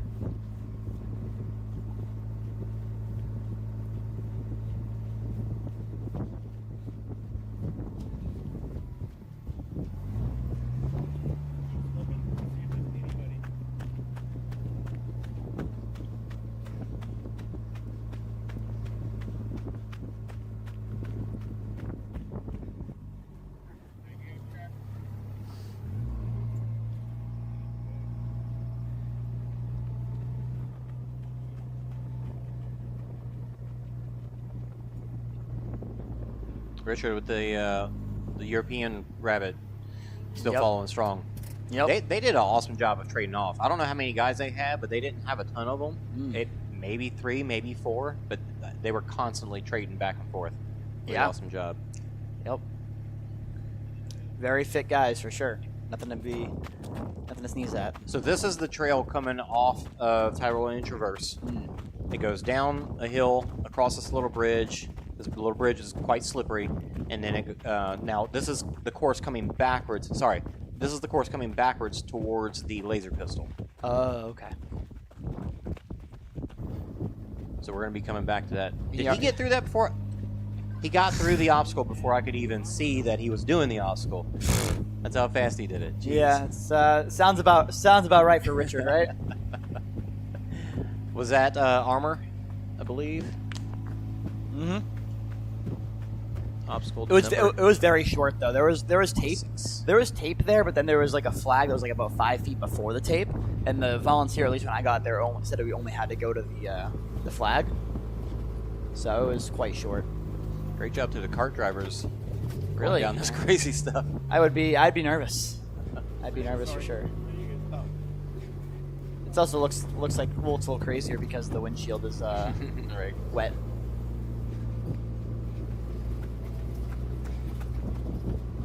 He hasn't slowed down. He hasn't slowed down. Yeah, no, he has not. Going 11, 12 miles an hour. Yeah. 12 miles an hour. So yeah, it's in the 5s for those of you who are good at running math. It's impressive. Very At an hour, at 80 minutes into the I wonder how he race. does on the ultras. Or does he do ultras?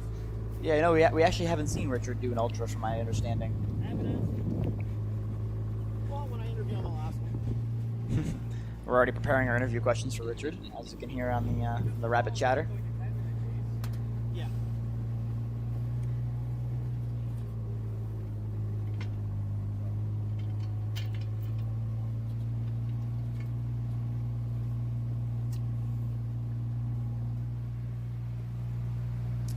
All right. Richard making his way up the climb.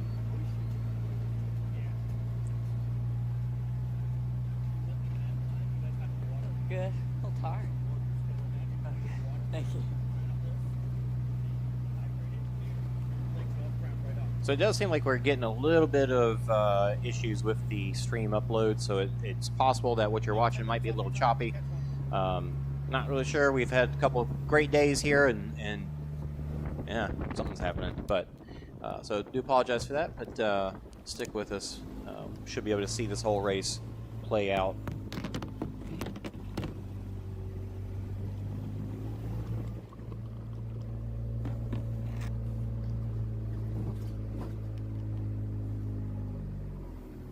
I know where we are. You did? Started. Oh, is it? Richard should be getting decently close now to the second half of the super section.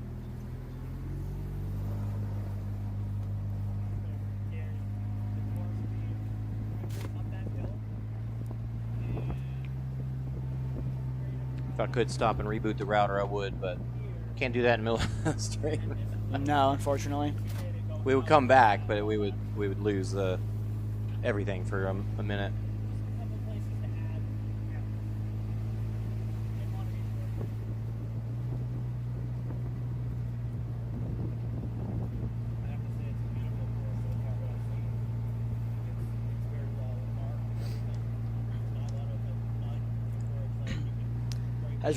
Has Richard hiked one step? I don't think so. Oh, okay. Here's Annie doing the plate drag. Has he hiked? Has he hiked one step? I mean, we didn't have a camera on that. Probably on that insane section. I like to think he's somewhat human, and he probably hiked a little bit right there. That's probably it. It's like my legs don't come up that high, even when I'm doing a good day.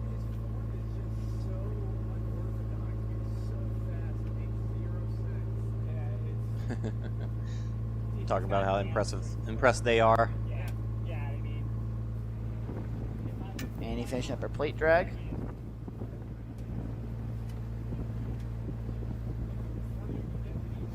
Yeah, I feel pretty confident from here we'll have a shot of Annie pretty much the rest of the way through. All right.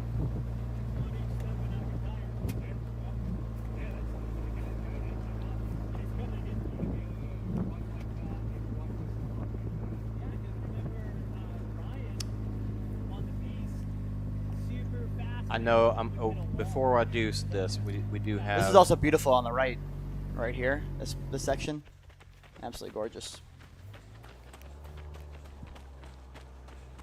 This lake was nice. Richard catching up to where I currently was. So now he's going head towards the laser pistols. Yes. Which I believe was 11.3. Meanwhile, if you're still with us here, we see a gentleman working on the sandbag crawl. Hard to tell who exactly it is. It is Logan. Still with one glove. Logan looks great with carries. You know, considering his weight compared to the rest of the field. It looks like the sandbag's almost the size of his whole back. Oh, see that that little twist. Really impressive footwork. Oh, Logan's cut up pretty good on his shoulder. Oh, wow. Yeah, you definitely got whacked by that barb. Oh, he is ahead of Brandon. He's ahead of Neely. So he might be currently in third. I believe so. Yeah, he had to pass Jan as well. Wow. All right. Man. Ooh, we got a battle. Oh, he's gonna give it a nice toss. All right. Let's see. We've got Richard on the laser pistols. Okay, here he is. Wow. Nice and quick. Jeez, that is impressive. Just bang, bang, bang. Curious to see if some of the other athletes will do the same. But that was like, well, I first went up to it, I was like, why is this working? Because I was only on like this. I wasn't clicking through it.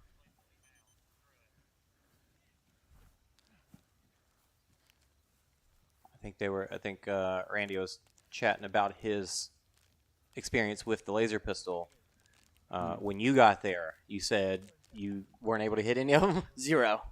I got a couple of feedback where I think I hit the white instead of, because you have to hit the black section, and it's probably like maybe a 3-inch radius circle, maybe. I could be wrong on that. I'm not really familiar with it, being an American athlete myself. But yeah, so here's Logan in third place now. Really have made up some big.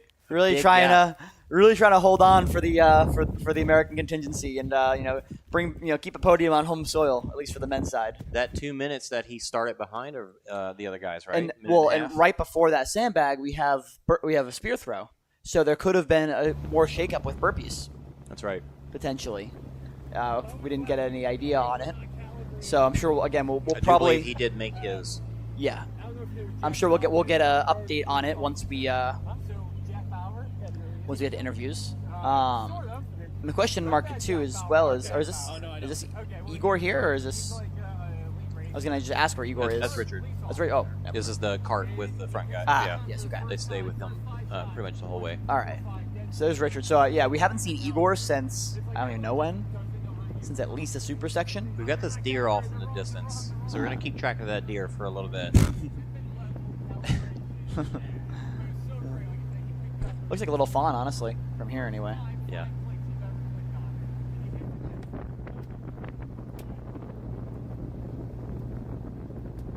There's a reason why we're watching this deer, but you'll see. Look at the stride. Hawk call too. Hawk call.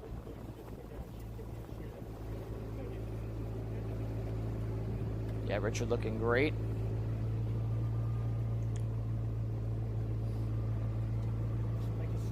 I feel like the deer was looking at me, to be honest. Like, he's like, what's that guy doing over there? He's filming me. We are getting close to mating season for the deer, so here's my PSA to be careful driving, all right, especially on some local highways, especially coming back from West Virginia this weekend.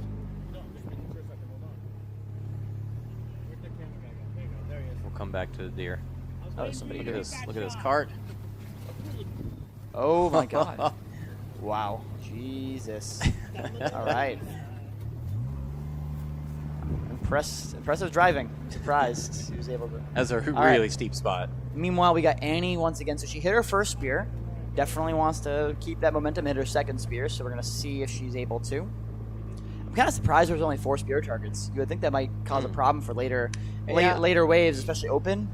Yeah, a lot of but this lines. far into the course, people are definitely going to be spread out more. True.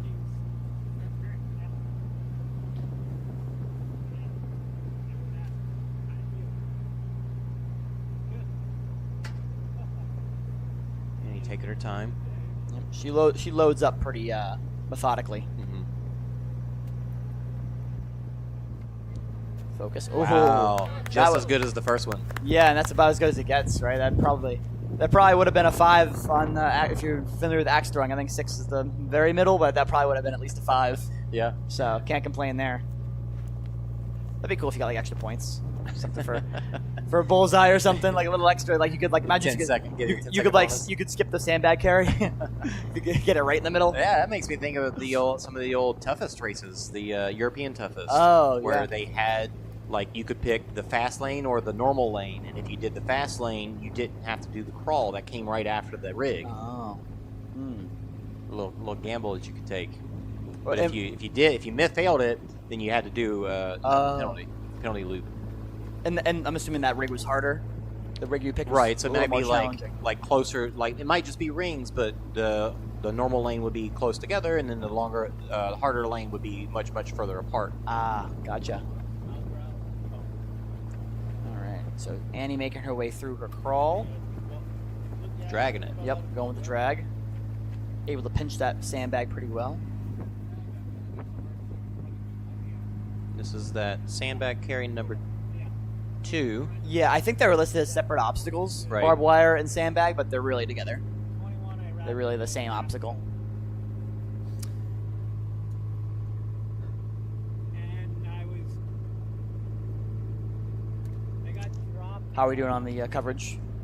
Better? Halfway down the I line. think so. Okay, that's good. And I was following Yep. Again, appreciate you hanging with us if it's a little choppy. Definitely not easy to put these races together. Yeah, it's definitely looking better than it was earlier. Had to drop the quality by a couple notches. There's still a little bit of undulation here and there, but Doing what we can here. I could Alright. drop it a couple more, to be honest. Let's see if we can get a moment where not much is going on. Yep, so We got Annie coming, finishing up the obstacle here. I'll wait for her.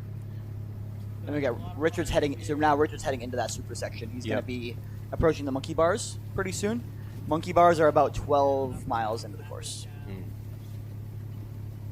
So again, still holding only slightly slower than an 8-minute pace, still to this point, with obstacles and terrain included.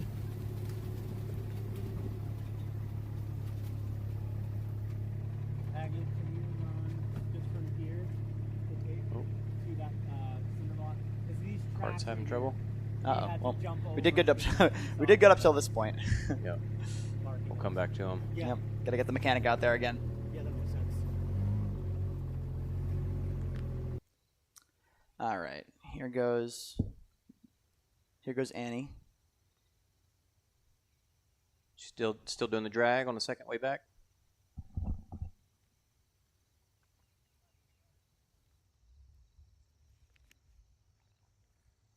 No. Oh. All right, here's what I wanted to show you. There's Joe. Look at the deer. Oh my! He's trying to keep up. Are you sure that's a deer? Is that a deer or is that Hynek? Can't really tell. All right. Here's Annie again. Pretty quiet moment. Again, beautiful shot in the background. Going through a little bit of technical descent.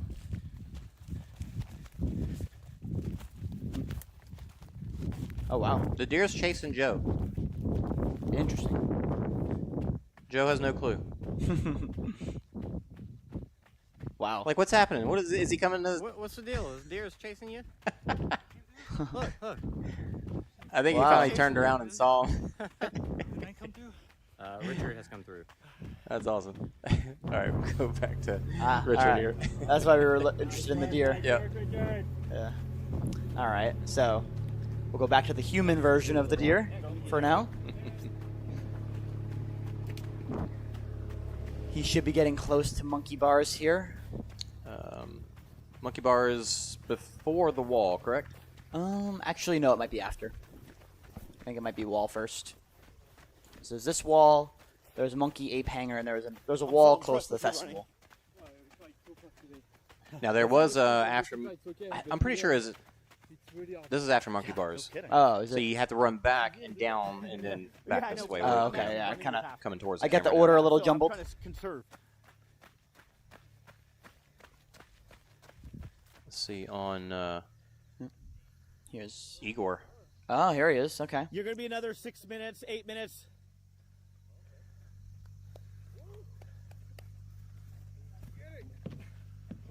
Igor's still trying to hunt Richard. Way to go.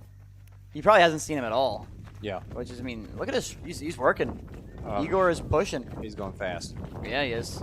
Again, a bigger guy, so impressive to move his mass at that speed. Nothing to sneeze at.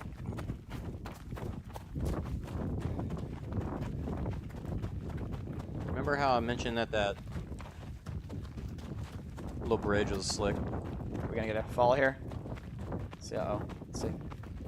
He's all right. Oh, yeah. I'm going. There it is.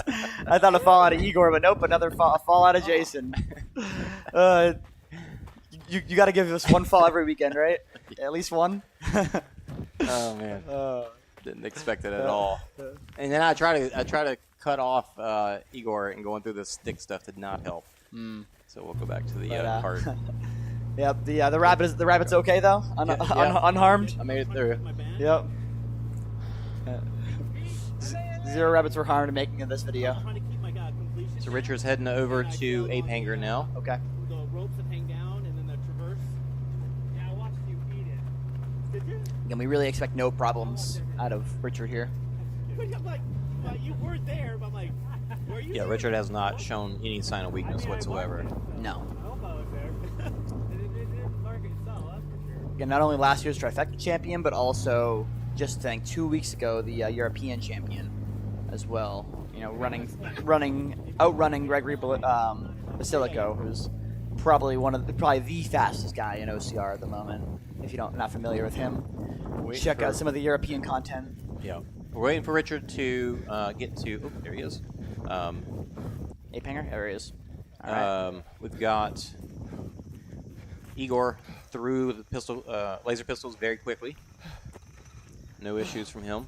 Again, so I'll be curious when Logan and Brendan get there, because like I said, they're both North American guys, and they've haven't really probably faced this obstacle.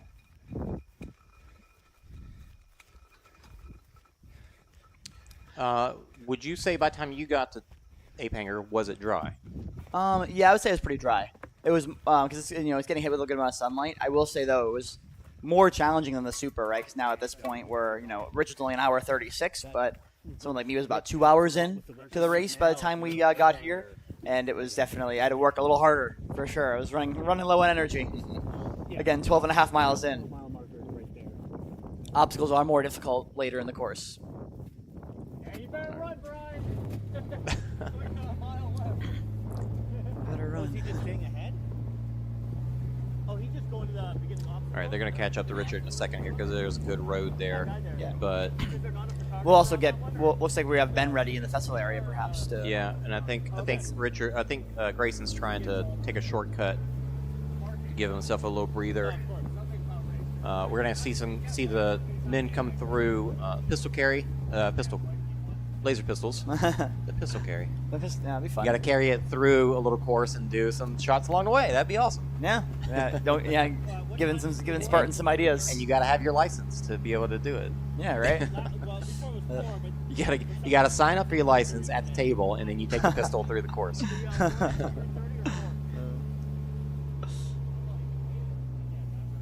Where's he at? Oh, it turns left here. Okay.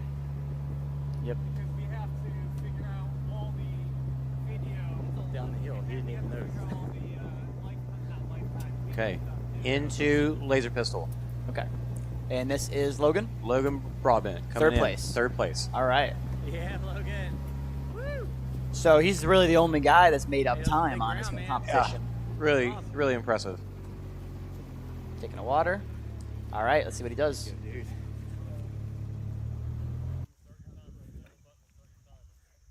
And he on armor.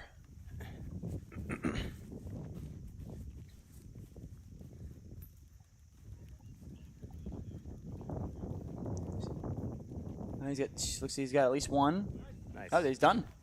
Nice. Not too bad. Yeah. Not Way the to quickest, go. but definitely not. Didn't take the whole time. Yeah, especially considering, like I said, he's an athlete that maybe has only seen it once or twice. I'm not actually too sure if Logan did the 3K series at all.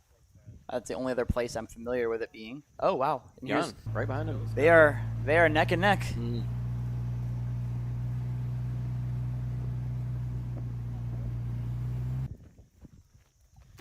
See what he does here.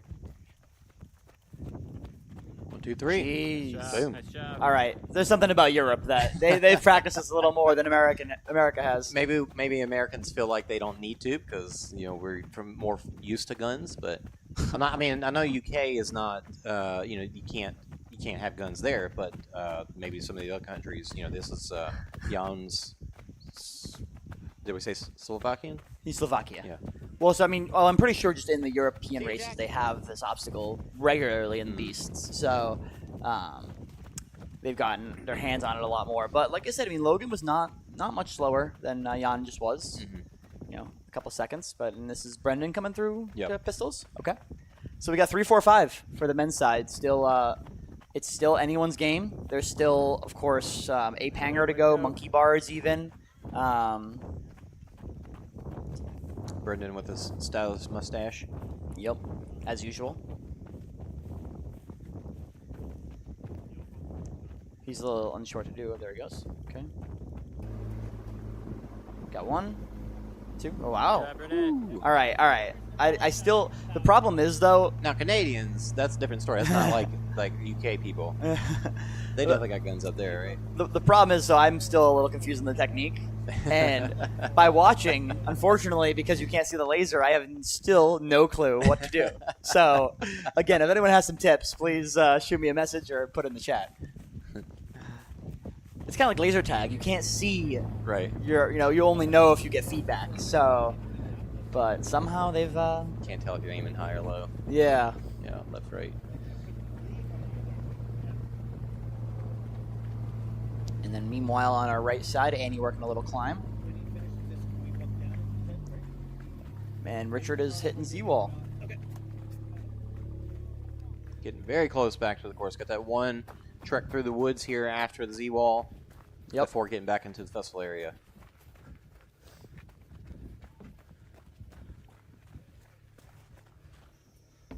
Manuel Defoe coming into Yeah, way to go. laser pistols. All right, 6th place at the moment.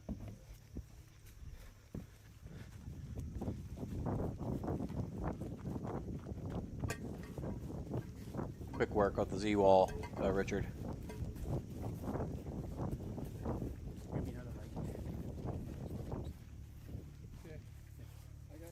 Looks like both of our men and women leaders have it just all about locked up at this point. See what Manuel does. see. All right, grabs it at almost 142 exactly. Let's see how fast he does this. He took a moment to Woo! But so fast. 4 or 5 seconds. Yeah. I'm just curious, like, why did he take a moment to hit the yellow button? Because the yellow button starts your timer, right? Right. Because what I did is I came up and I knew I was going to have a hard time, so I was like, let me just start this timer as soon as possible. That way I could get it going. What is nice, we had a nice volunteer there who was really just was able to tell me when it was done because I had no idea what was going on. And he gave 2 reminders to every person that I saw come through. Hit the yellow button to start your timer. Hit the yellow button to start your timer. I know, it's kind of like, I remember back in, before COVID, we had assault button. We had a start line. Something crazy. Oh, not that one. Here we go. Ah. A little dance. Yeah. Doing a little dance. He was doing some booty shaking there for a minute. But yeah, no, I remember having the assault bike, and you see in Deca Fit too now. You got to make sure that it's started. And you don't do any extra work, so. Yeah, that's right. Glad to see a laser pistol expert, so to say, over there, reminding folks who maybe haven't seen this obstacle before. Because if you're just US and you didn't do the 3K, you probably wouldn't have seen it before.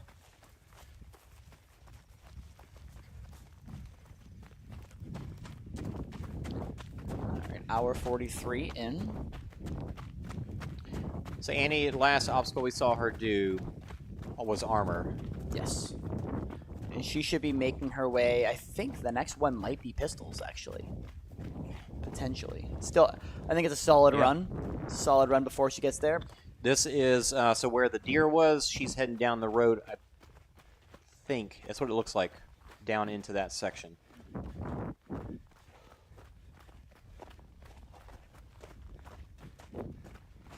I think we're starting the trail for the start camera. There was also a trail race today, so a lot of offerings here for Spartan. Trail race looked like it will look. I mean, from the map, it looked like it went way out there. 10K or half marathon? I didn't catch that. I know it's hit or miss. I wasn't right near when I finished. I did see some people already with medals, so I'm have to imagine it was a 10K.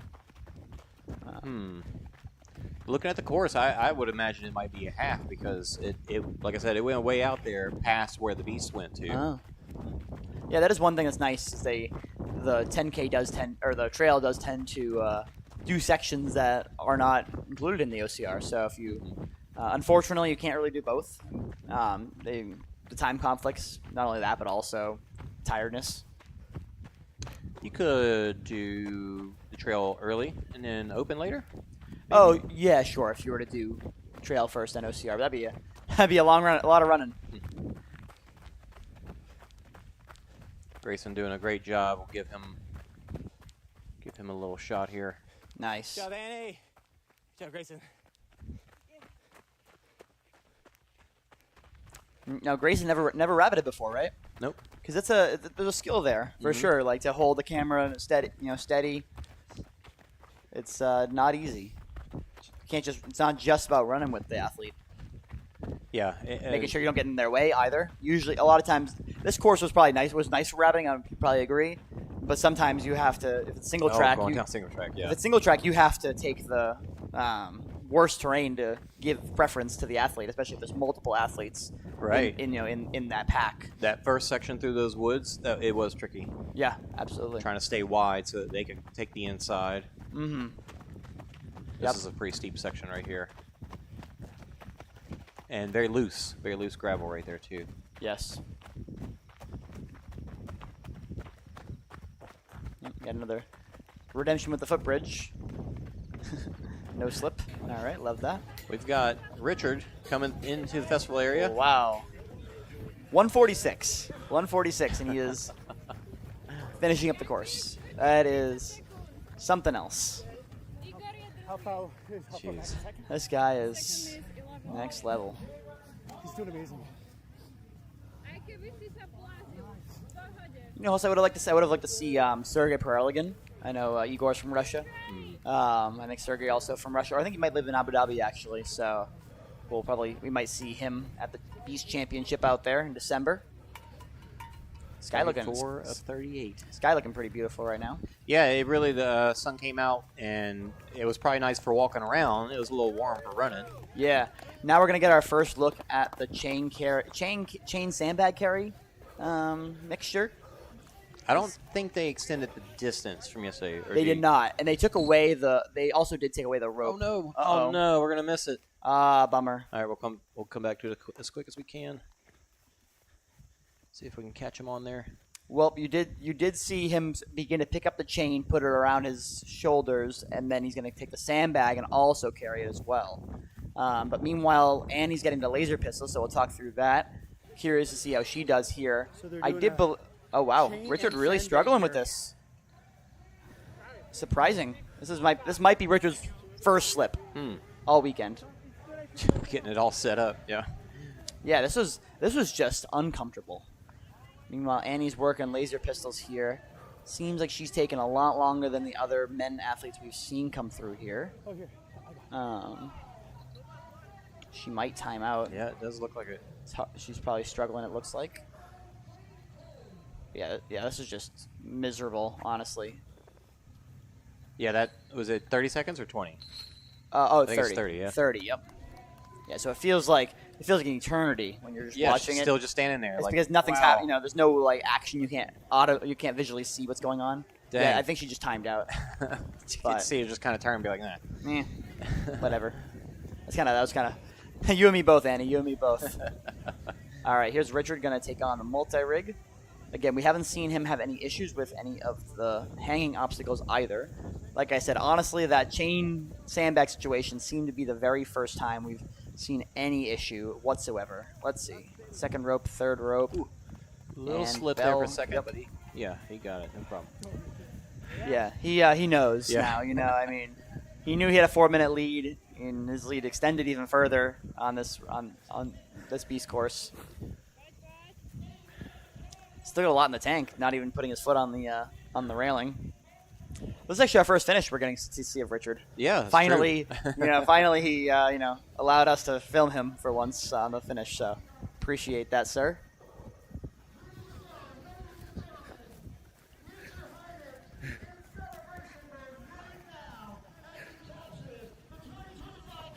Got just saw Ethan pass through. Ethan pops, but we'll give Richard the full screen here. All right, your 2025 Trifecta champion once again. The Kings. He's taking it easy now. Yeah. He doesn't have to sprint in like a lot of people do. Yep.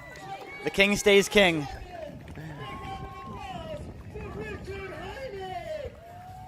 Woo! Yeah.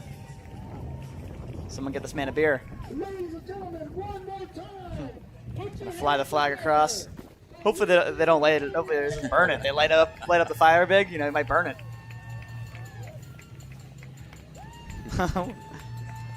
It's a bird. It's a plane. It's Richard Hynek. Congratulations, Yeah. Richard Hynek. About 150, which now once again, right? I said it was about 14 miles, right? So a mile longer than a half marathon.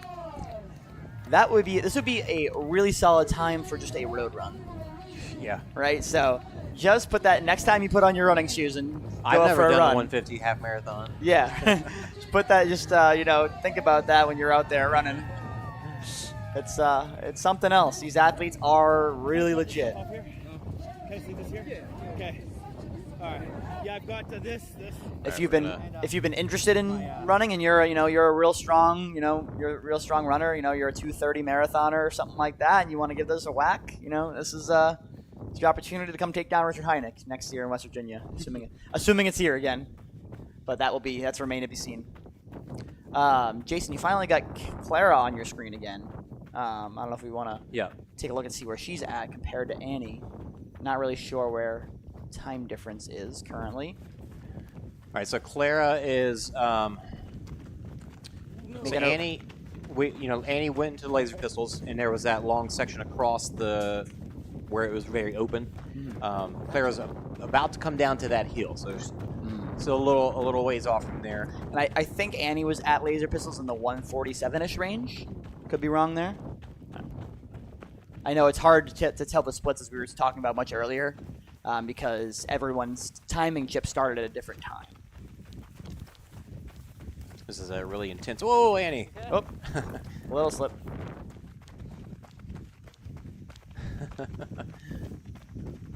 Those downhill sections in that like side of the hill stuff, the grass was just wet. So even though it was not necessarily like slippery, muddy wise, it was very slippery just being from the wet grass. Yeah, like, and the grass was long, and so it's thick, some of the grass was kind of mowed over, I guess, lack of better words, kind of trampled down. So you got a long piece of grass that's wet. You're probably gonna take a spill. But again, pretty common in our sport to see a few athletes go down.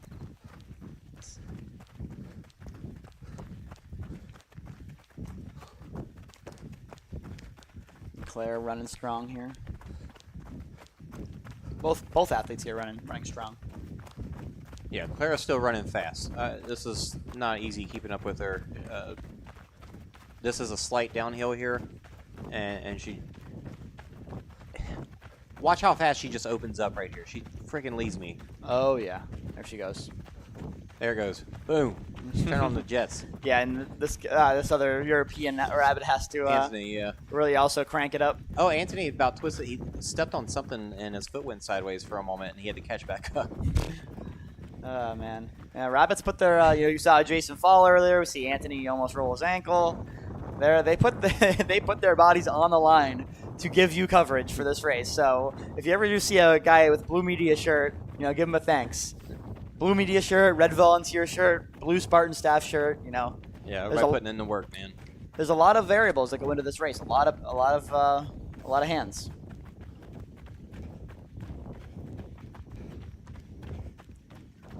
Curious once I think Randy is going to be in position to get the second place athlete, who we assume is going to be Egor. But with the way Logan was moving, definitely there's a chance that Logan could overtake. I mean, honestly, both athletes were moving really well.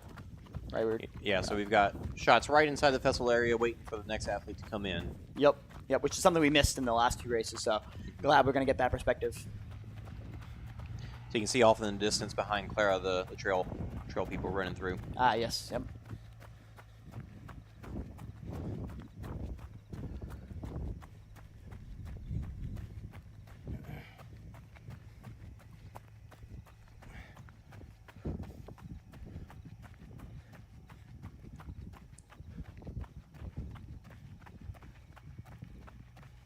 So Clara's going around that corner.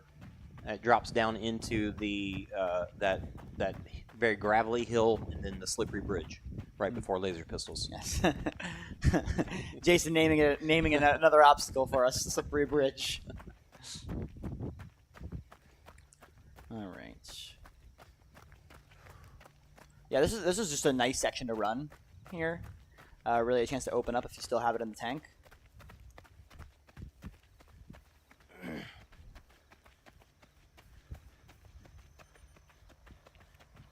Annie's still not letting back, though. She's not holding up. Nope. Well, you really can't because you have no idea what's going on behind you. It's true.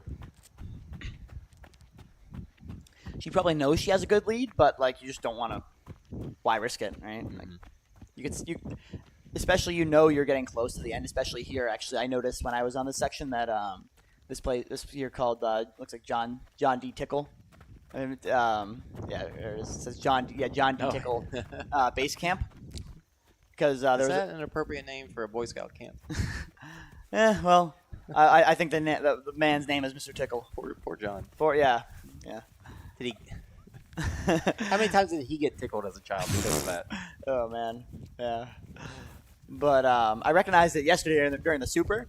So when I saw that sign, I remembered it because it stood out to me. And it's all about really making landmarks and just big. Okay, all right. I'm at the Tickle Lake, so I know I'm Tickle Lake. Yeah, right. That should be an obstacle, right? Or don't give Are you swimming while you're being tickled? Don't give Tough Mudder any ideas. You can call that EST if you're a Tough Mudder guy. That's true. Yeah, Give you a little tickle. Yeah. That kind of tickle knocks you to the ground. So Annie back onto the super course, about to hit monkey bars. Yes. again, we'll see. I think she didn't have problems with it, right? But I know Klára, Blanca, and Cassandra, I think, all had problems yesterday. Yesterday, yeah. The monkey bars, right? It's that middle section that is Longer reach. Yep, it's almost big enough for some of our smaller female athletes to need to do a two-handed commitment. You say almost. They Lachey, yeah, right, Lachey. Right. You say almost. I think they would probably say they would have had to if they didn't. Yeah. Or it's if you take that chance and you try to size it up and you try to take a one-handed reach and you can't reach it, then you're putting so much stress on your backhand that's still hanging. Yeah. Yeah, recovering from something like that is really tricky. Yep. We'll see. We'll see if any of those athletes that failed yesterday, if they have a different strategy this time. I would think that with the sun being out now, as long as the sun has been out, things have dried up a bit. Mm-hmm. Yes. Here she goes. Still no second place male in I the think festival area looks like yet. he's zooming in though over there, so you might Could be getting close soon. Yep. He's coming now. He's on his way under the footbridge. So we're gonna hopefully see Andy go through the through here. Yep, there goes Egor. Yep, it's Egor. All right. Igor's there, and let's see if there's somebody else coming. Let's see. Oh, come on. Nice big reach out of Annie. She's got the big gap is cleared. Again, She definitely has one of the bigger wingspans out of the ladies. yes, she's one of the tallest. All right.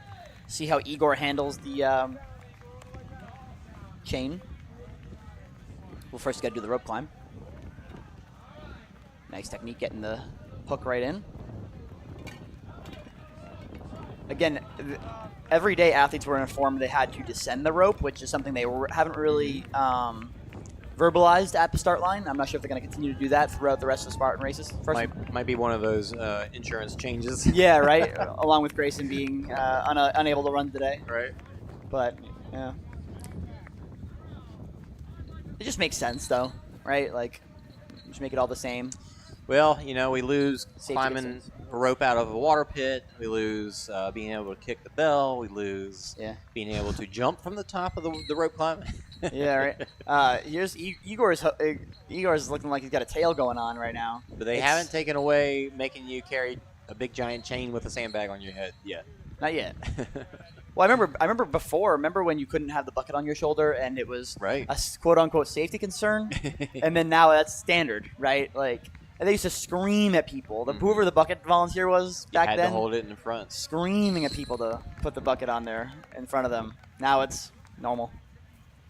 All right, Egor had no problem here.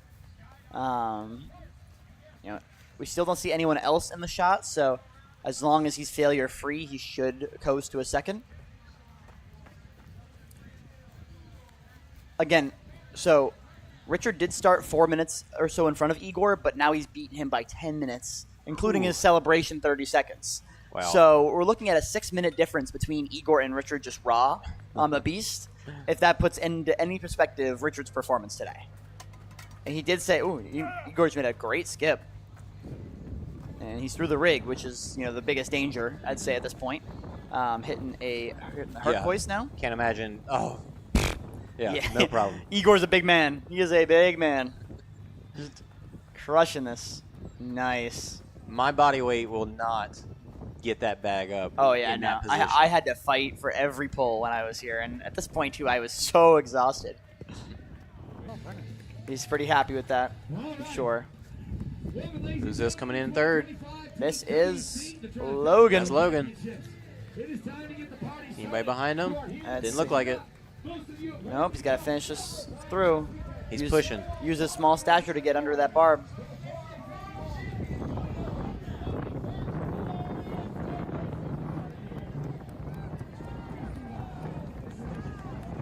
Meanwhile, Egor getting through. Yeah, way to go, Egor. All right. Oh, Oh, yeah. that's got to be a cool shot. Hopefully Jack Boris is in the right position. Or Joe Martinello, I think is his name. Cass's husband.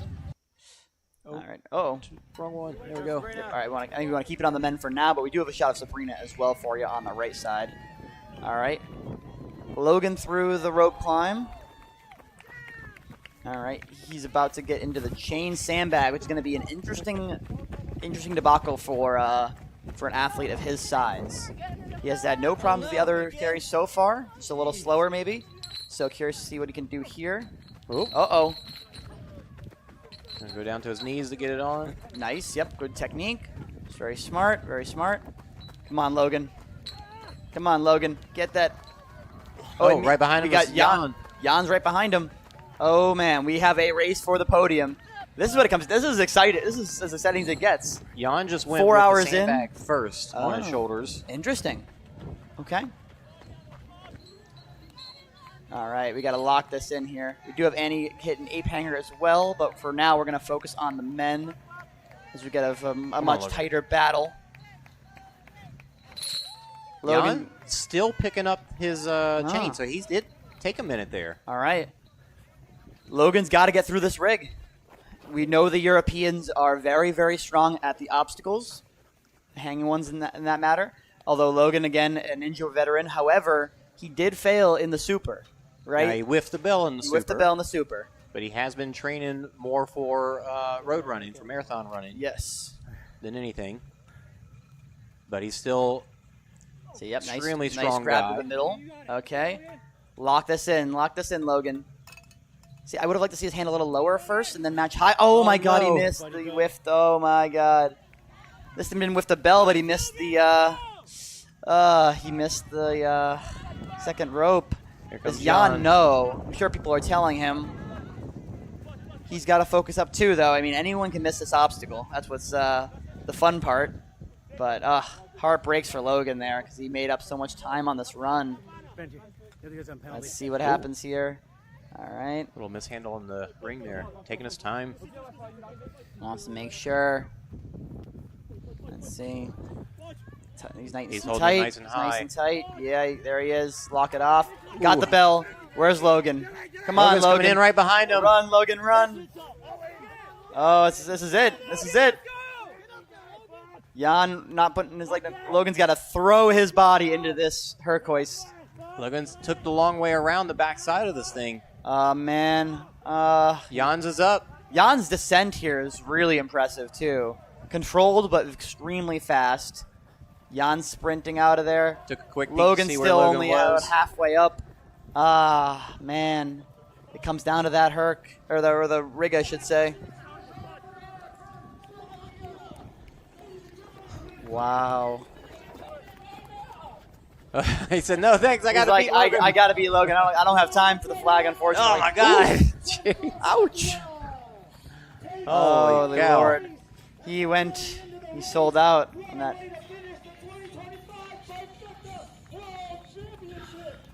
And then here comes Logan. Heartbreaker. They're not gonna blast him with the fire. Yeah, he They're gets gonna blast him twice. Wow! What a finish! Yeah, great battle. And then we got fifth right here too. Brandon Neely rolling through. So despite the time domain being in the 3:15 to 3:30 range, really close battles. I could have swore I saw somebody else. Manuel Defoe is on the carry right now. Oh wow, He's past Brendan. He passed Brendan. Interesting. Oh, missed the bell almost. Had to focus up again. He's gonna still try to chase him down. Let's see. You never know with this. You know, we just saw a rig failure that shook up the positioning. Oh, Ben, why didn't you go with him? Come Come on, guys, get over there. Randy's coming back up the hill. We'll see him.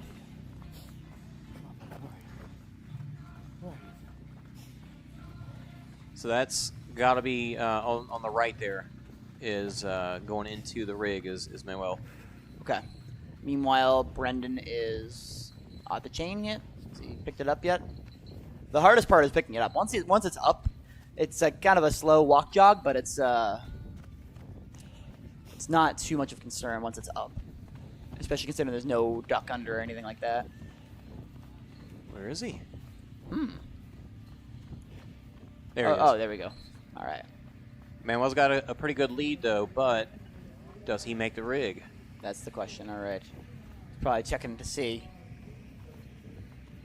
Stay with him, Randy. Don't leave. No. Unfortunately, we won't see it.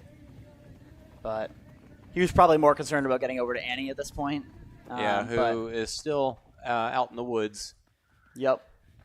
So, since we won't see that finish here, Manuel does stay ahead of Brendan. Okay. Till the finish.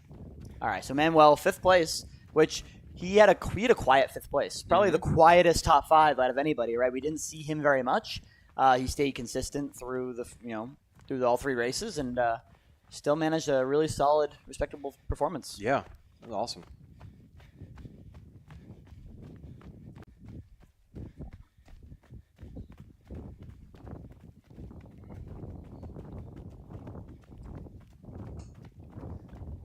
We should be back. All right. Still got Annie jogging her way through. Probably saying jogging is probably disrespectful, honestly. Even though it looks like she's jogging, but she's still definitely running fast.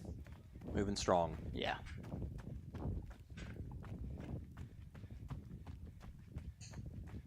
Oh, approaching Z-Wall. Okay, cool. Yeah, one last little trek through the woods before the festival area. Probably approximately 10 or so minutes away from finishing. I'm going to stop to tie a shoe. Which, I mean, not a bad idea before Z-Wall, right? You have such a big lead at this point. You don't want to step on your lace and come off Z-Wall. Any particular shoelace techniques you like to use? A ton of ties. Just you make the bunny ears and you just keep going around and around and around. It tends to be very challenging to take them off, but that's at least your concerns once you get to your car or to the bagged area for put on your sandals. I might have to show you how I do it. Yeah, I do. I heard there's a thing called a runner's tie. Yeah, if that's you can see if that's the same one that I'll show you. Yeah, I haven't seen that yet. It's almost kind of like a double knot, but it comes loose a lot easier. But it doesn't come when you pull it on purpose. It comes loose easier, but whenever you're running, it's rarely ever come undone on you. Oh, nice. Yeah, I will say both in the Super and the Beast for me, my shoe did come untied. I, however, did not have as much of a cushion like Annie does to stop and ties, so I just went ahead and. So it looks like running. Grayson's going to be waiting for Klára, and Brandy we should be seeing some more guys coming into the finish. Yep. Is this Joseph? This might be Joseph here. Yeah, I believe so. Unsure what place he's in at this moment.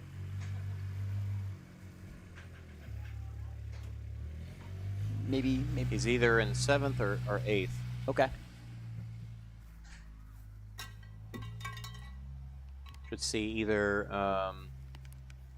And we were watching her for a minute there, and we didn't see any other men. So Jerry and Ethan's going to be somewhere around. Oh, we're just seeing grass. Just grass. Unfortunately, not interesting. And what I've witnessed, I have learned very hard. We should, however, be seeing Annie come through. We'll take pretty good care of yourselves as well. Yeah, Annie does have that trek through the woods, so it should be another minute or two. Regardless of what their bodies said they couldn't do. So we've got somebody going into the finish, possibly. I don't know if the cameraman's heading over there for a reason. Let's see if we get an athlete coming through or not. Yeah, so we think Joseph was maybe the next athlete behind Brendan, but unsure. Yeah, it's looking like nobody yet. Just taking a peek over by the finish line. I think he's heading over to get some interviews for us, actually. Ah, okay, nice. So I guess we'll stick on Ben's camp for now to see if he picks up Annie. That's what I'm talking about. There you go, Big Dog. Hey guys, thank you. Yeah, so will much we for have joining any? us on that one. We definitely want to make I don't know if we're going to have any sure men come in before Annie. especially those that are out here They could possibly catch up to her, but I think she's got it. Yeah, because you go figure. We got a flag over here. These men are behind Annie to start at the same distance that they were behind Richard, right? So if they're 15, 20 minutes behind Annie, and Annie's no joke of an athlete at all, right? So not easy to make up that sort of ground on an athlete like that. No, but then like, at I think we might grab some interviews now. Spinal cord awareness. His sister was paralyzed by an epidural while giving birth to a baby. So he's out here representing his organization. He's out here Talking about somebody on the start line that's out there working, right, raising money for something. Good for them.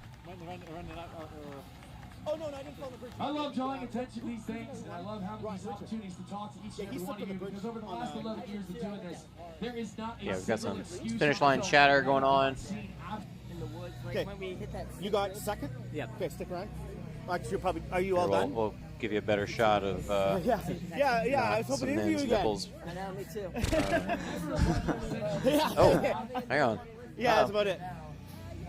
So we saw some blood on Logan's shoulders earlier, right? Yeah, it was. He definitely got sliced up by the barb. I think the men are going to do their little jig for the podium. Look at here, we got There we go. Lisa and Blanca right next to each other. Mike Oh, wow. right behind them.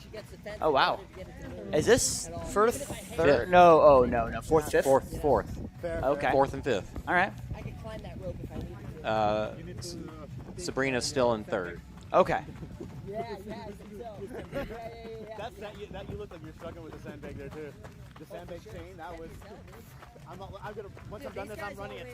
These guys are all 160 or down. That's awesome. These girls having a good fight. You got third, right? Yeah. Congratulations, man. It's great. Let's go do an interview once you guys. This will I be guess those are all interesting done. coming. So where do we think they are? Are they headed towards Z-Wall? No, Or not they quite? are still on the beast course for sure. Oh really? I gotta think about it for a minute before I. I feel like they got to be beyond you that where at this they point, are. right? 2:14 or 2:14 in. Well, at least it was 11 minutes back. They're definitely not at monkey bars There yet. we go. Okay. Okay, what's your name? Yeah, my name is Jan Vladar, and I'm from Slovakia. How'd you find the race today? Oh, I feel great. My legs feel really great, but I missed 2 speed throw and also Olympus. That the guys missed only 1 speed throw. That I had to be really fast if I wanted to be in top 3. I did it, and I'm like really happy. My first time in top 3 in the world, and yeah, I'm quite happy. Congratulations. And you made good time missing 2 spears. Yeah, Like, yeah, You were not that far behind. Wow. yeah. The missing 2 spears. And then how And far Olympus, back were you you to said. start? 5 minutes 36 seconds, I think.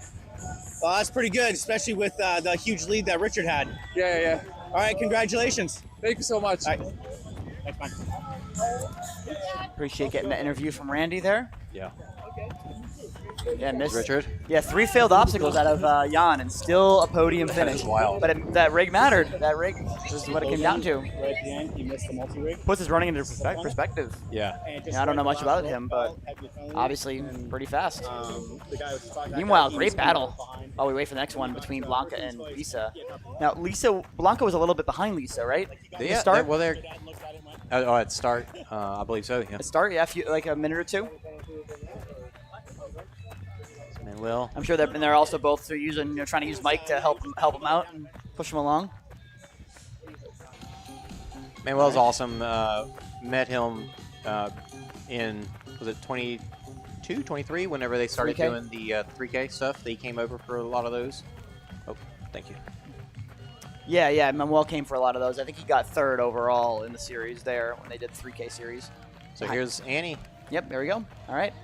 Annie making her way through the last barb of the weekend.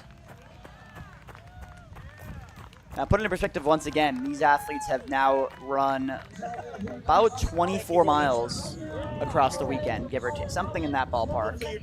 Almost a full marathon of Spartan racing. Of course, 3 days, different than an ultra, but definitely demanding on the body, right? A lot of obstacles, a lot more obstacles than, say, an ultra, right? I grab you there? I can't remember your name now. But no issues. Yep, did great. Egor, that's right. You got second yesterday, right? I think we're about to get an interview with Egor. Okay, let's hear this one. Egor's a fun interview. All right. Egor, where are you from and your full name, I guess? My name is Egor Belousov. I am from Russia. Did you find it slick out there? Maybe on the bridge at all? No, it's okay Yeah, when I for me. slipped right. But not the guy behind me. Very good weather. I think all weekend, and today is a very important day for me because it's very important podium. Did you get the spears? I miss both. Today I miss both. Did you? How about the rest of the course? How'd you do? And I have a cold bath. Cold bath. Cold bath. Yeah. And that's all. I didn't sleep all night today. I don't know why. I have nervous, but I don't know why when I don't sleep. Well, you moved pretty fast, missing 2 spears, and then being about 4 minutes behind Richard, right? I don't know how much. No, to start the race. To start, yeah. Yeah, 4.5 minutes. yeah, and so you ended a lot closer than that, so you were gaining on him. You're moving pretty fast, especially missing 2 spears. Yeah.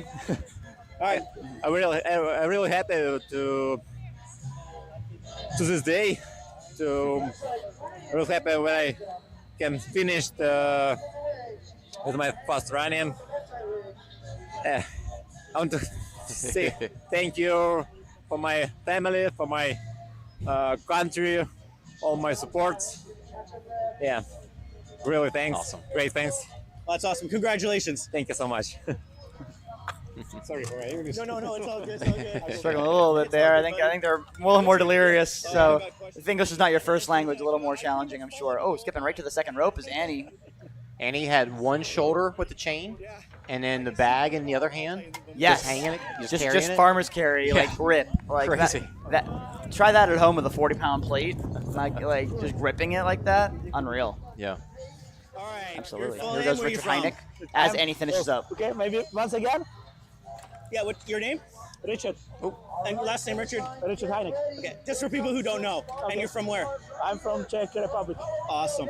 Now, I followed you most of the race because you were in the lead. There's a few things I want to ask you. One, the bridge, you slipped. Yeah. I don't know which one exactly you mean. Oh, because did you? I only saw the one coming out of right near the end, coming down the big hill. Okay, this one was not slippery, but there were. Meanwhile, other Anne Dube's small taking and the short win bridges, here. and I felt like one time. A little bit tough timing. Yeah. And then you looked really upset at the spear throw, the first one. Yeah, because We're listening to Richard and direction watching was Annie great. take her win. I only didn't put enough strength, so it was I think around 10 centimeters below. Yeah. So I had to do Representing barky. USA. So I was honestly, I was pretty angry about it because I wanted to make some gap and I did not. But all the others also failed the first one, so we were equal. And then the second one. Yeah, then there I was so lucky. I hit it like this, like I was touching the black wooden part, so I was lucky. But yeah. Yeah, it's stuck in there. Sometimes you are lucky, sometimes you are not. So that's the Spartan. Did you find all the new obstacles, like the pistol shoot? Oh, I'm familiar with pistol shoot, but some obstacles were different compared to Europe. For example, Olympus is different in Europe, so I choose the wrong technique because in Europe my technique I use it's the best, but in here my technique was not the best. But and also, for example, monkey bars you have different ropes, and so monkey multi you have different ropes, and so there are some differences, but overall it's the same. It's the same, yeah. Yeah. So this is the third time you've won the Trifecta World Champions? Yes, third time. Wow, congratulations on that. What's your next event you're going to? I think Spartan Sprint and probably Abu Dhabi. Nice. How do you think you'll do there? I don't know. Now I have to rest. I'm already satisfied with my season because I finished first at Spartan European Championship and now I won Trifecta World Championship. So I'm still got a already great happy. battle here. It was my two main goals. Blanca. For 4-5. the season hasn't ended yet. So as I said, maybe I will do VAR and also Abu Dhabi, but I need to stay healthy. And this is the most important. And then that was your girlfriend that was running with you? Yeah, by my side. She always supports me, and without her, it wouldn't be as good as I wouldn't be as good as I am. Yeah, she tries to keep up, we saw. Thank you. But she's there cheering you on, which is Yeah, nice. it's always great to have her by my side. Do you want to walk over to her? Say hi? Yes. Let's see, I put her on camera here. Go. Let's say hi. Right now, Klára Lokajíčková. As I said, without her, I wouldn't be as good as I'm. So thank you. Well, congratulations. Thank you. Thank All you right. very much. Thanks. All right. I'm impressed. So you try to keep up. Our male interviews are complete there. Top 3. And now we're going to watch this battle. And now Lisa is putting a decent gap on Blanca. Yeah, great battle that we're Yep. having here. Yep. So are they making their way to Ape Hanger? Yes. That's where they go? Are? Okay, cool. So I'm assuming no problem with monkey bars? It didn't look like it. No, I don't believe so. Or if there was a... I definitely didn't see them go down by the river, by the lake there. Oh, okay. By Tickle Lake. Yep. Tickle Lake. There it is. Yep. So you got to make those landmarks so you know where you are on the course. Stay mentally engaged. It's Ethan. Oh, we just missed him. Ethan just finished. Again, yep. Once again, son of Randy, who Randy's been a rabbit for us for both races in the Canadian Series and this race. I know they're going to Seattle next weekend, right, for our Pan American Championships, which I'm sure we'll talk about a little bit in the closing remarks because that's the next weekend. Mm-hmm. Curious to see what athletes we'll see from who were here going over there. Definitely have a few of them that race this weekend heading over there. And then of course a few other athletes who didn't race this weekend. Probably some more Western folks.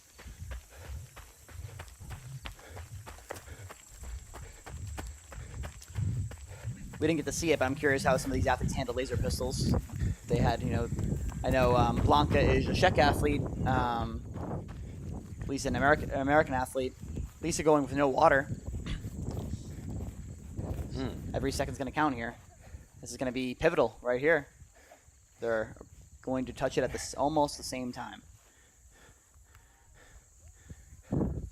Lisa working her feet. Oh, it's tough when you're I think it is multi-attempt on the rope at the very least, though, if she did have a problem here. If you needed to restart. Yeah. Yeah, that's what made me wonder, and she kind of lost that foothold, but then she didn't. Maybe she was worried. She didn't want to touch the ground. Maybe. Yeah, Lisa hanging for a long time, right? She got on the obstacle about 3 seconds before Blanca. Oh, and a slip out of Blanca. Oh, man. All right, Lisa's got to hang on here. Be nice and methodical here. She's got a good swing going. Yep, she needs a big pull. Oh, big pull. Come on. Definitely rooting for Lisa. Oh, I was going to say, as an American athlete for sure. It's so unfortunate because now she's wasted all that time that she could have just dropped and chased down Blanca, but instead now she's behind her a good ways. Yeah, she is. All right, we do have Klára coming into the festival area. Yeah, Lisa not only an American athlete, but she's also from my area of the U.S., so definitely love to see her do well. Usually if I do elite and the men and women start at the same time, usually I'm battling with Lisa for a good bit. So that just puts in perspective what kind of athlete Lisa is. And that shows what kind of athlete you are because I can't keep up with her. I appreciate that. Yeah. I just always like to call that out because I know it looks like, even aside from maybe like Richard and Logan, it looks like our athletes are running pretty slow because, it is a trail race with, compromised running and broken running. But it really is an impressive feat. There's nothing quite like OCR where you're running at what usually might be a recovery pace for you on the road, and it feels like death. It's just there's something about it. It's that I haven't really seemed to replicate in any other race or type of workout. Ben is not following her in. Bummer. But it looks like Klára's going to hit second here uncontested. So yeah, Klára's got a pretty good gap here. Sabrina is behind her, but still a really good gap. Yeah, and big congrats to Klára, right? Again, another athlete I wasn't familiar with going into this weekend. Strong showing all weekend long. Yep, I know she's Czech. I'm not sure if she's done other races before. I know, unfortunately, her English is not quite as good as some of the other European athletes, so we don't really get a lot of content from her interview-wise. But I'd say, look her up on Instagram. I'm sure she'll be a good follow for some training content and some race posts. I do like following people like Richard and Egor, who you can put the C translation. Usually they'll put, Egor will type his things in Russian. Oh, cool. But then Instagram does a great job of C translation, and you can get even if it's not perfect, you can get a good idea of what they're writing. Mm-hmm. All right, so got a good shot of Lisa switching over from a power hike to a run here. She's got, she probably sees Blanca still. Let's see if we can get a nice shot of both of them. Yeah, we can. Yeah, still just up ahead. All right. Lisa's power hike is quick. Yeah. I mean, she is really strong at hilly terrain. I don't know exactly where she's from in the U.S. again. I know she's from the Northeast, so she has races like Palmerton, like New Jersey, all in her, all there. So she does a lot of hill training for sure. Like her steps are very spread apart, and like you know how it is when you want to start power hiking when your run becomes slower than your walk. Mm-hmm. And she's running, and then she hits that power hike, and then instantly speeds up. It's kind of wild running right behind her to seeing that. Yeah, absolutely.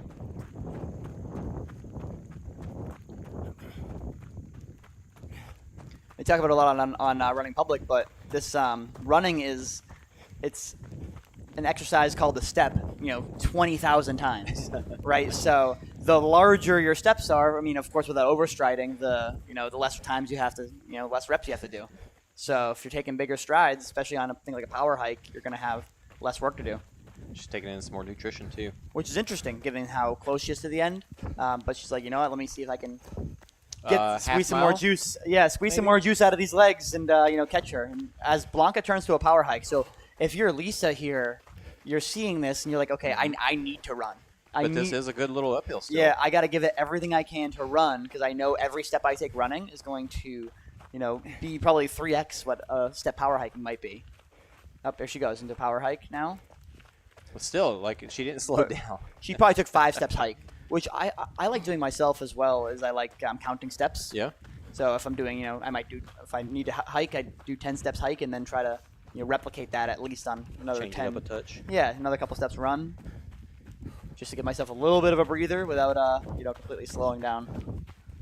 All right, let's see if one of these ladies is going to open up here. Looks like Blanca may have opened up a good bit. We saw Klára open up pretty well. We had a good shot of her earlier in the race on a downhill. So perhaps we're seeing Blanca do something similar, considering they're wearing the same shirt. So I have to imagine they must be training partners.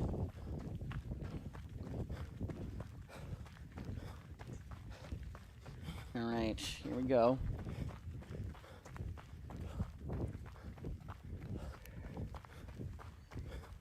About 2.5 hours in overall again. So if Lisa was 11 minutes back, she's actually only 2:18. I know there are going to be for age group, but Jason, do you know if there's going to be awards for the standard beast for elite?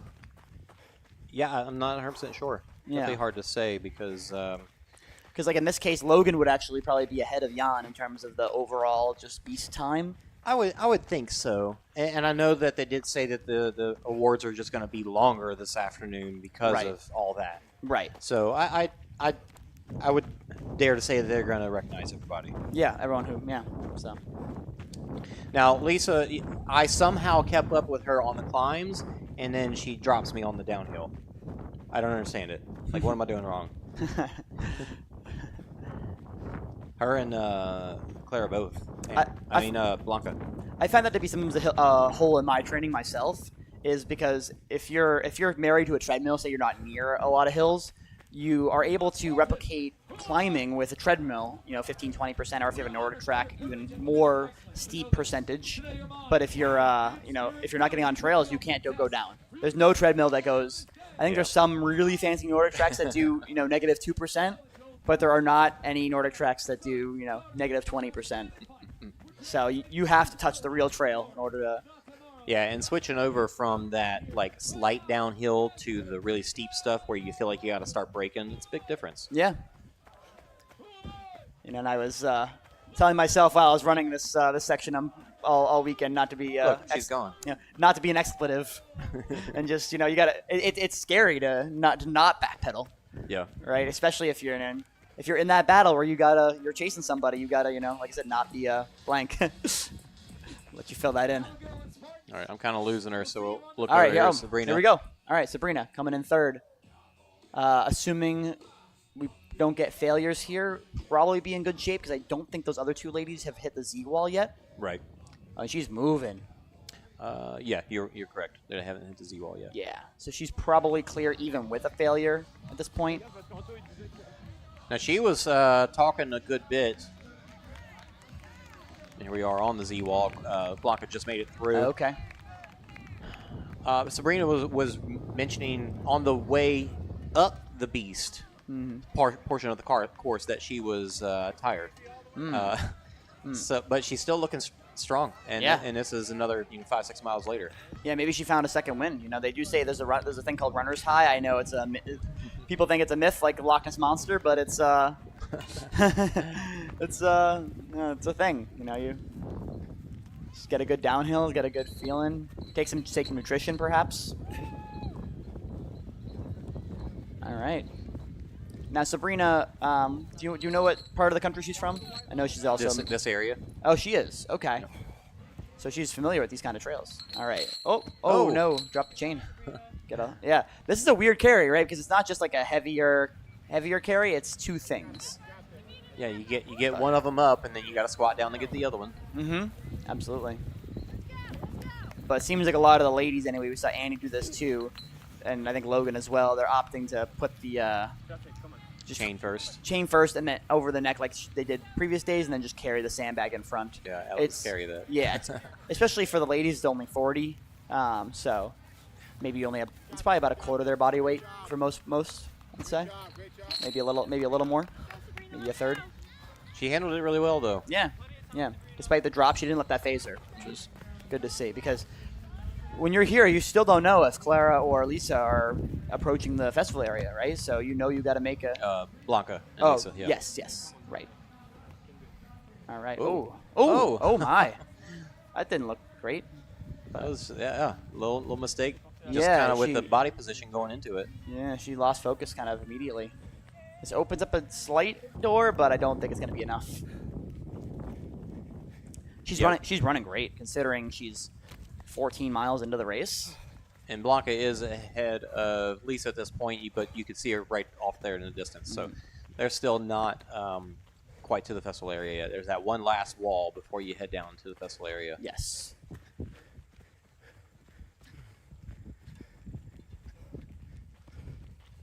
Ooh. Easy does it there. So yeah, it makes you wonder, like, what's going through her head right now. Is she looking to see if... Yeah, I feel like she really... I feel like she hasn't really glanced, so she's probably not nervous. Maybe she feels like she's more ahead, which she is correct on that. And for an athlete like Sabrina, tall, I would like to see her actually give bigger pulls. Maybe she will if she's in like a tight battle at a Hercois. We haven't seen that from her all weekend, but I feel like could use more of her body here. Sabrina's also newer to Spartan, if I'm not mistaken, which is impressive, the fact that she's in third at the Trifecta Championships. But I'm pretty sure she just started last year, if I'm not mistaken, so maybe only like 10 races into her career, give or take.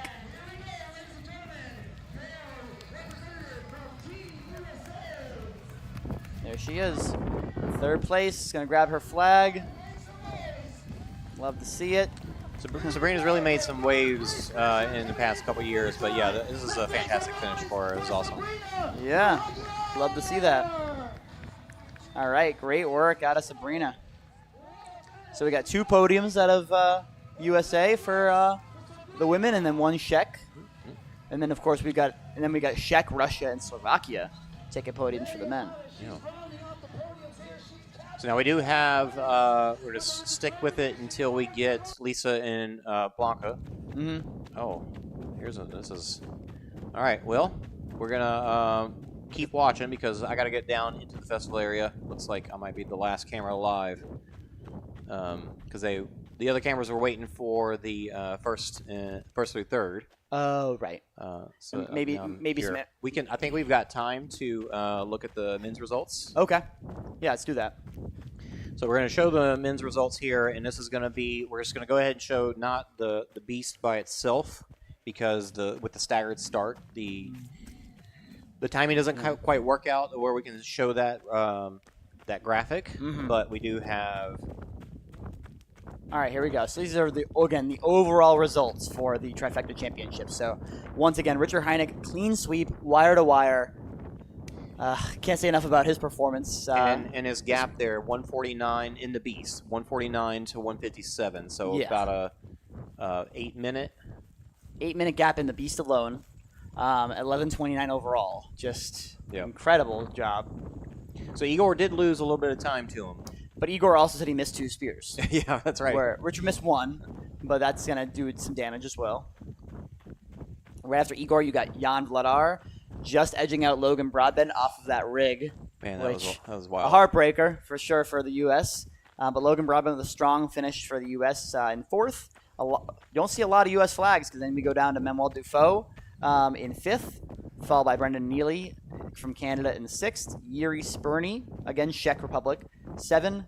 I'm going to go with Joseph, and it could be Joseph. Joseph, probably. Joseph Drabolov in 8th. Ethan Pops, again, from the 19-year-old from Canada in 9th. And then Paul Massey in 10th, also representing USA. 18-year-old getting 10th in Trifecta World Championship. 9th. Unless it's Paul 18. Oh, sorry. Yeah, Ethan. Yeah, 9th. Yeah, that's awesome. That was really awesome. Yep, absolutely. So, great job all around. I mean, to get the top 10 in a world championship level race is just hats off. I was Much impressed respect. with your pronunciation of Drabolov. Oh, yeah. Yeah. All right, we're getting back down into the festival area here. Put that in perspective, too. My overall time is about 4:15 or so. And so to see 10th be 3:53, it's another 23 minutes for me. So there's still some work to be done. All right. We got a little time for me to catch up to him, but we do have Lisa and Blanca. Lisa right behind her now. Oh, wow. She made up some time. So Blanca is on the left side on that rope, and then Lisa is maybe 2 or 3 ropes behind her. Looks like, Jason, you're going to try to get a little closer here if you can. Maybe are you going to do an obstacle here? Are you going to try to go underneath this not under, this bridge? Not under. The obstacle is trying to make the zoom adjustment while you're running. Yeah. Well, you should have some time to catch up on the chain, right? Because the chain is going to... Oh, nice. But after the slip on that little bridge, I was concerned about that crossing right there. Yeah, Jason and Bridges are not friends. It was chasing freaking Egor. He was moving so fast, I didn't think about it, and I just took that turn as quick as I could. Yep. All right, we're going to try to get down the chain carry here and see what we got. Let's see. What's going on here? They're on the far side of it. This is the men's section right here. Yep. Is that Mike again, I think. So that's Blanca out in front. Oh, okay. I thought the camera guy was a competitor as well, and I was like, oh man, that's. Now she is dragging it here, and they're saying to keep it off the ground. Interesting. And people were calling it out, and then she stops and picks it up. Okay. It's on the volunteers or the marshals there to be on her about it. So that gives Lisa a couple extra seconds to catch up there. But did Blanca make a little bit more time because she was dragging it? Yeah. Hard to say. Yeah.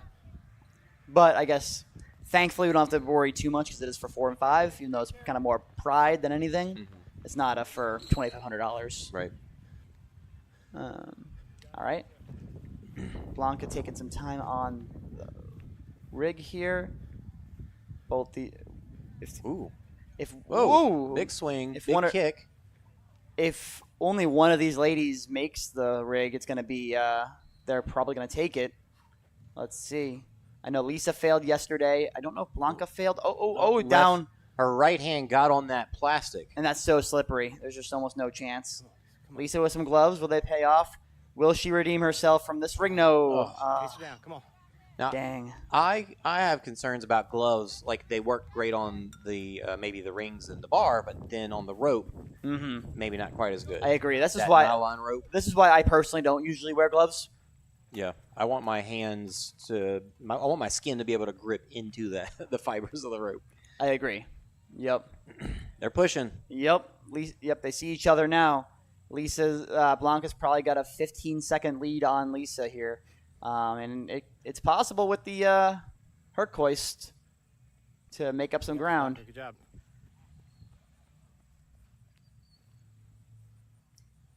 All right. I know Lisa fought off Sabrina, right, on the rig yesterday. Is that right?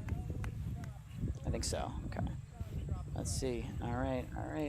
Already halfway up. Yeah, Blanca looking strong here. Yeah, she got some great pulls. Lisa's got to sell out, but I don't think she's gonna have the energy. I mean, Yeah. it's easy to to say sitting on a stool, right? So, you know, what do they call it? Armchair quarterback or armchair race for our sport. But I mean, I remember being here and I was exhausted. I got outkicked by 2 seconds, Jason. So, yeah, it's either it's kind of either you sell on the run or on the Hercules. Yep. I don't know if you can really do both. No, it's definitely challenging for sure. Looks like Blanca's going to get 4th here, which, you know, again, incredible performance for 4th. Yeah, because she started. Where did she start today? I feel like she was not behind 4th. Cassandra, I think. So I think she was 6. So congratulations to her. Oh my God! And is she That's awesome. okay? That's a sell. That's a sellout for sure. Lisa, you know, tough to see her also slip on the rig. Like I said, she's a hometown. Hard-fought battle here at the home country. They were together for a long time, and even before that we didn't see. Yeah, and mentally, it's hard to be engaged for that long, right? We're talking. 2.5 hours. 2:43 is where we're at now. Well, They started about 11 to 13 minutes behind, so about 2.5 hours. So if they were battling that long and they're showing each other some respect right now, so I'm sure they really push each other hard, which is what we want in the sport. And we're going to have some interviews from the ladies here in a moment, but since we're here, I know we still got a few ladies coming in that actually there's one more we'll wait for before we show results. Okay. Yeah. See, man. Talk about other events to go. I really enjoy doing this. Everybody getting the love at the end. Oh, I know, Yep. man. I hear you. I love it. See ya.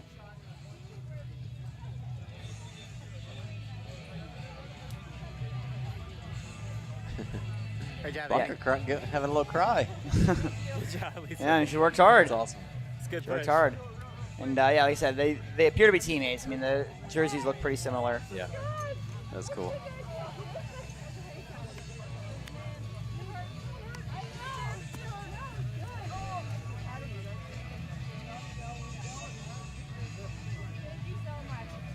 Do we want to talk a little bit maybe about the Pan Am Championships while we wait for this, or Sure. a little bit of preview for what's next to come? Because we still got a lot of racing left to go in 2025. Yeah, even though the Canadian series is not done yet. Yep. The Mexican series could be done. I'm not 100% sure. Okay. But yeah, between the American, the U.S., the Mexican, and the Canadian series, the Pan Am champs be the regional champs for all 3 of those. And I think we're going to have some good competition there. Yep. I do believe we should see Cassandra Gill. Joshua Reed. Oh, really? I think he's got a wild card into it. Oh, very nice. Okay, we haven't seen him all year. Yeah. All right.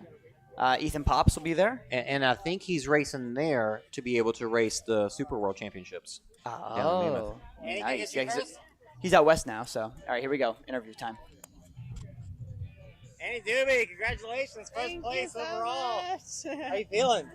I'm beat.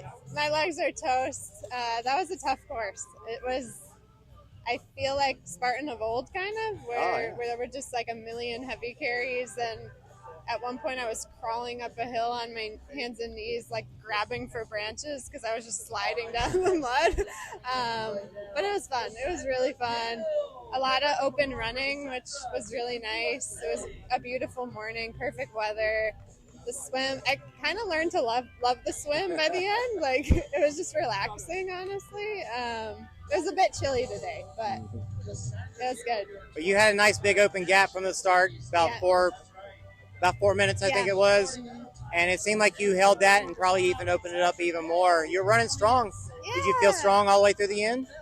I did. I was tired at the end. I was bonking a bit, but I actually didn't cramp, which was surprising for me. Nice. So I think I nailed the nutrition, which was good for me. Yeah. Fantastic. What's next for you? I'm headed to Seattle from here, actually. Awesome. So I gotta recover somehow in a few days and do this all again. Yeah. But it's fun. It's exciting. Yeah. Cool. Anybody you want to shout out? Just my family again. They've been out here all weekend cheering me on all over the course, and it was amazing. Awesome. Yeah. Thanks, Andy. Yeah. Clara, congratulations, second place overall today. How'd you feel? Thank you. I'm very happy. It was a very long race. I did 60 burpees, so it was hard, but today I enjoyed it and it was great.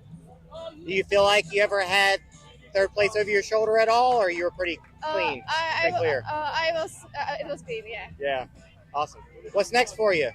I plan Havar, so world champion in sprint, so this Very is cool. my plan. Oh, awesome. And Anybody Havar wanna is the say sprint thanks to? championships, for those who don't know. Richard Great job mentioned it today. earlier as well. Congratulations. Thank you.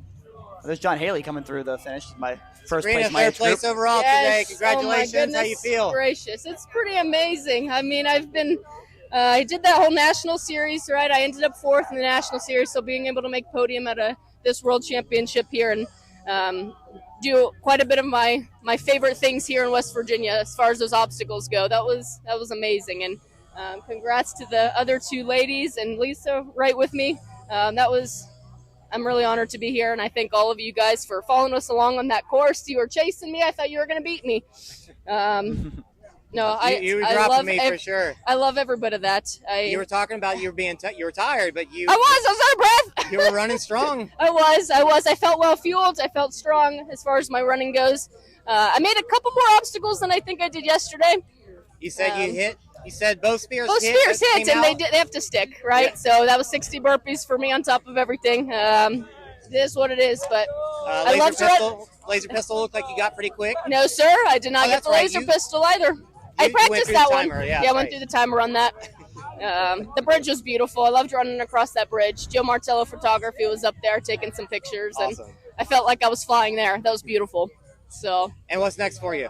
what's next? I'm going to do the Virginia Spartan at the end of October, and then run a marathon on the road for once and see what happens after that. So, Nice. just some lighter fun things this fall, and Marathon, we'll see lighter what fun things. next year holds for us. This will be that's pretty much it. So. Anybody you want to shout out?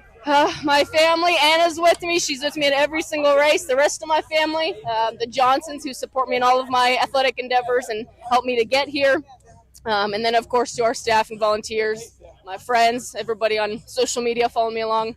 I soak it all in. I love it. Thank you. Congratulations. Well done. Appreciate it. Love how positive she is. We did it, man. We did it. We still need to show the women's results, but here, let's do that before I get into before we celebrate. Yeah. 3 hours into the show. So if you're still with us, thank you so much for tuning in for this long. But here we go. So we got Anne Dube, who started with a 4-minute lead, opened up to an 8.5-minute lead over Klára. Again, she had to do 60 burpees there. She couldn't have been fun. But then she, an even bigger lead there to Sabrina, who again, also missed spears. So it seemed like spears were really the tough part for the ladies there. I think we have the wrong flag on Lisa Muzacchio. Sorry. So apologies there, but she was fourth, and she's an American. The flag column looks a lot different on the ladies' side. Yeah. Oh, I think we're missing. Blanca. Yeah, Blanca should actually be a bit ahead, if I'm not mistaken, right? Yeah. Why? I think unless there's a penalty involved. Maybe there's some burpee issues potentially that we're pulling from Spartan's site. That's possible, yeah, because this data is coming straight from them. Yeah, so that's very possible. It could have been. I don't know if they would now have we've given got her now we've got on Cassandra. the chain carry, maybe because she was dragging it, possibly. Well, that's something that we'll definitely be finding out at the award ceremony, because we're going to go back on site for the award ceremony in just a bit here, and so we'll definitely be hunting down what happened there. Yeah. We've got. What's the difference? Well, on the Just Beast, it's 5 minutes. It says 20 seconds, but yeah, it's hard to tell exactly what's going on. Yeah, it looks a little bit more than 5 minutes, and I think Lisa was maybe 10 seconds back from her. I can't imagine them giving a penalty that would. It might have been 5 minutes, because if Lisa was about 10 seconds back, it looks like Blanca's difference there, if you do the quick math there, is about 5 minutes and 10 seconds. Wow. So it might be something around 5 minutes. We'll share an update when we have one available there. I know we've got the flags a little bit confused here. Cassandra Gill now. That's why because we figured Blanca was in fifth, but Cassandra Gill also U.S. We didn't see her at all today, minus the start, unfortunately. We saw her at Tyro Traverse. For we a did. moment. Okay, yes, we did. That was true. Right, yep. Cassandra is American, US. and then Blanca is Czech. That's why they were mixed up, because of when I pulled this up earlier and we figured, set them, yeah, that they were in the order that they came in. Blanca was in 4th, and Lisa was in 5th. Right. Okay. Well, all right. Well, so anyway, Holy cow. Anywho, so as of right now, we've got Lisa in 4th, Cassandra in 5th, who's also going to Pan Am Championships. That'll be a fun race. Blanca in 6th, Nicole in 7th, Noelle 8, Rachel 9, and Isabella in 10th. Yeah, unfortunately, Nicole, Noelle, Rachel, Isabel, we saw a couple of start line starts, but we really didn't get to see them much at all this race. I think they might have been in that 7:30 crew because they were more than a half hour behind Andy to start. But yeah, I got to run with some of them, so that was fun. Awesome. Yeah. Very cool. Yep. All right. Okay. So now I can say we did it. We finished out this 3-hour show. And, long weekend. Fastest turnaround that we could possibly get you guys because we wanted to make sure we can get out there and get you see you on the podium. Yes. Not only for you to go out and do the podium, but also go out there and see you on the podium and celebrate with you. Yes. Thank you so much. I appreciate that and appreciate all the love again on the festival area. Whenever someone sees me, they say, "Hey, great job on the broadcast." We do our best. I don't have much experience with the commentating or the chatting, but I've been on a few Spartan race courses and just share my experience and what I'm watching. And the more we do it, the better we get. So. Yeah, that's right. Speaking of more we do it, we got Pan Am next weekend. We're going to see Brendan Neely out there. Like I said, Joshua Reed. Annie just said Anne Dube is going to be out there. I know Cassandra will be there. Ethan Pops, and then Cassandra and I were cooling down yesterday, and we were talking about some of the other ladies she might see. Maybe some Western folks. Casey Monroe could be in the mix there. Yeah. Maybe a Lauren Weeks could pop out. Oh yeah, she's a Western. That's right. She's the High Rocks queen, but she tends to pop in there from time to time.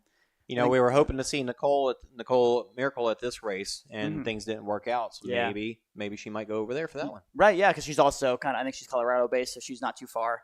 So yeah, she raced there last year as well as Lauren. Yep, and we'll have coverage on Monday night. Yeah. Yep. Actually, besides that, we also have coverage for the very first DECA Fit in the UK that happened this weekend on Saturday as well. That coverage is going to be Wednesday Central Time. It's going to be 12:30.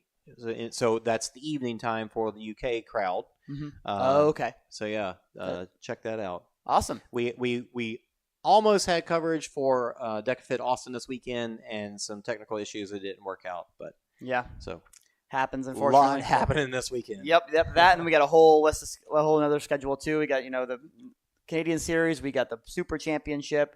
So stick with us. A lot more racing to go. Yeah, but fantastic weekend. The weather was really great, even though it had a little bit of rain overnight. Temperatures have been good, not too hot, nothing too cold. Can't complain. Yeah, absolutely. All right. Well, thanks again for anyone who tuned in all weekend long.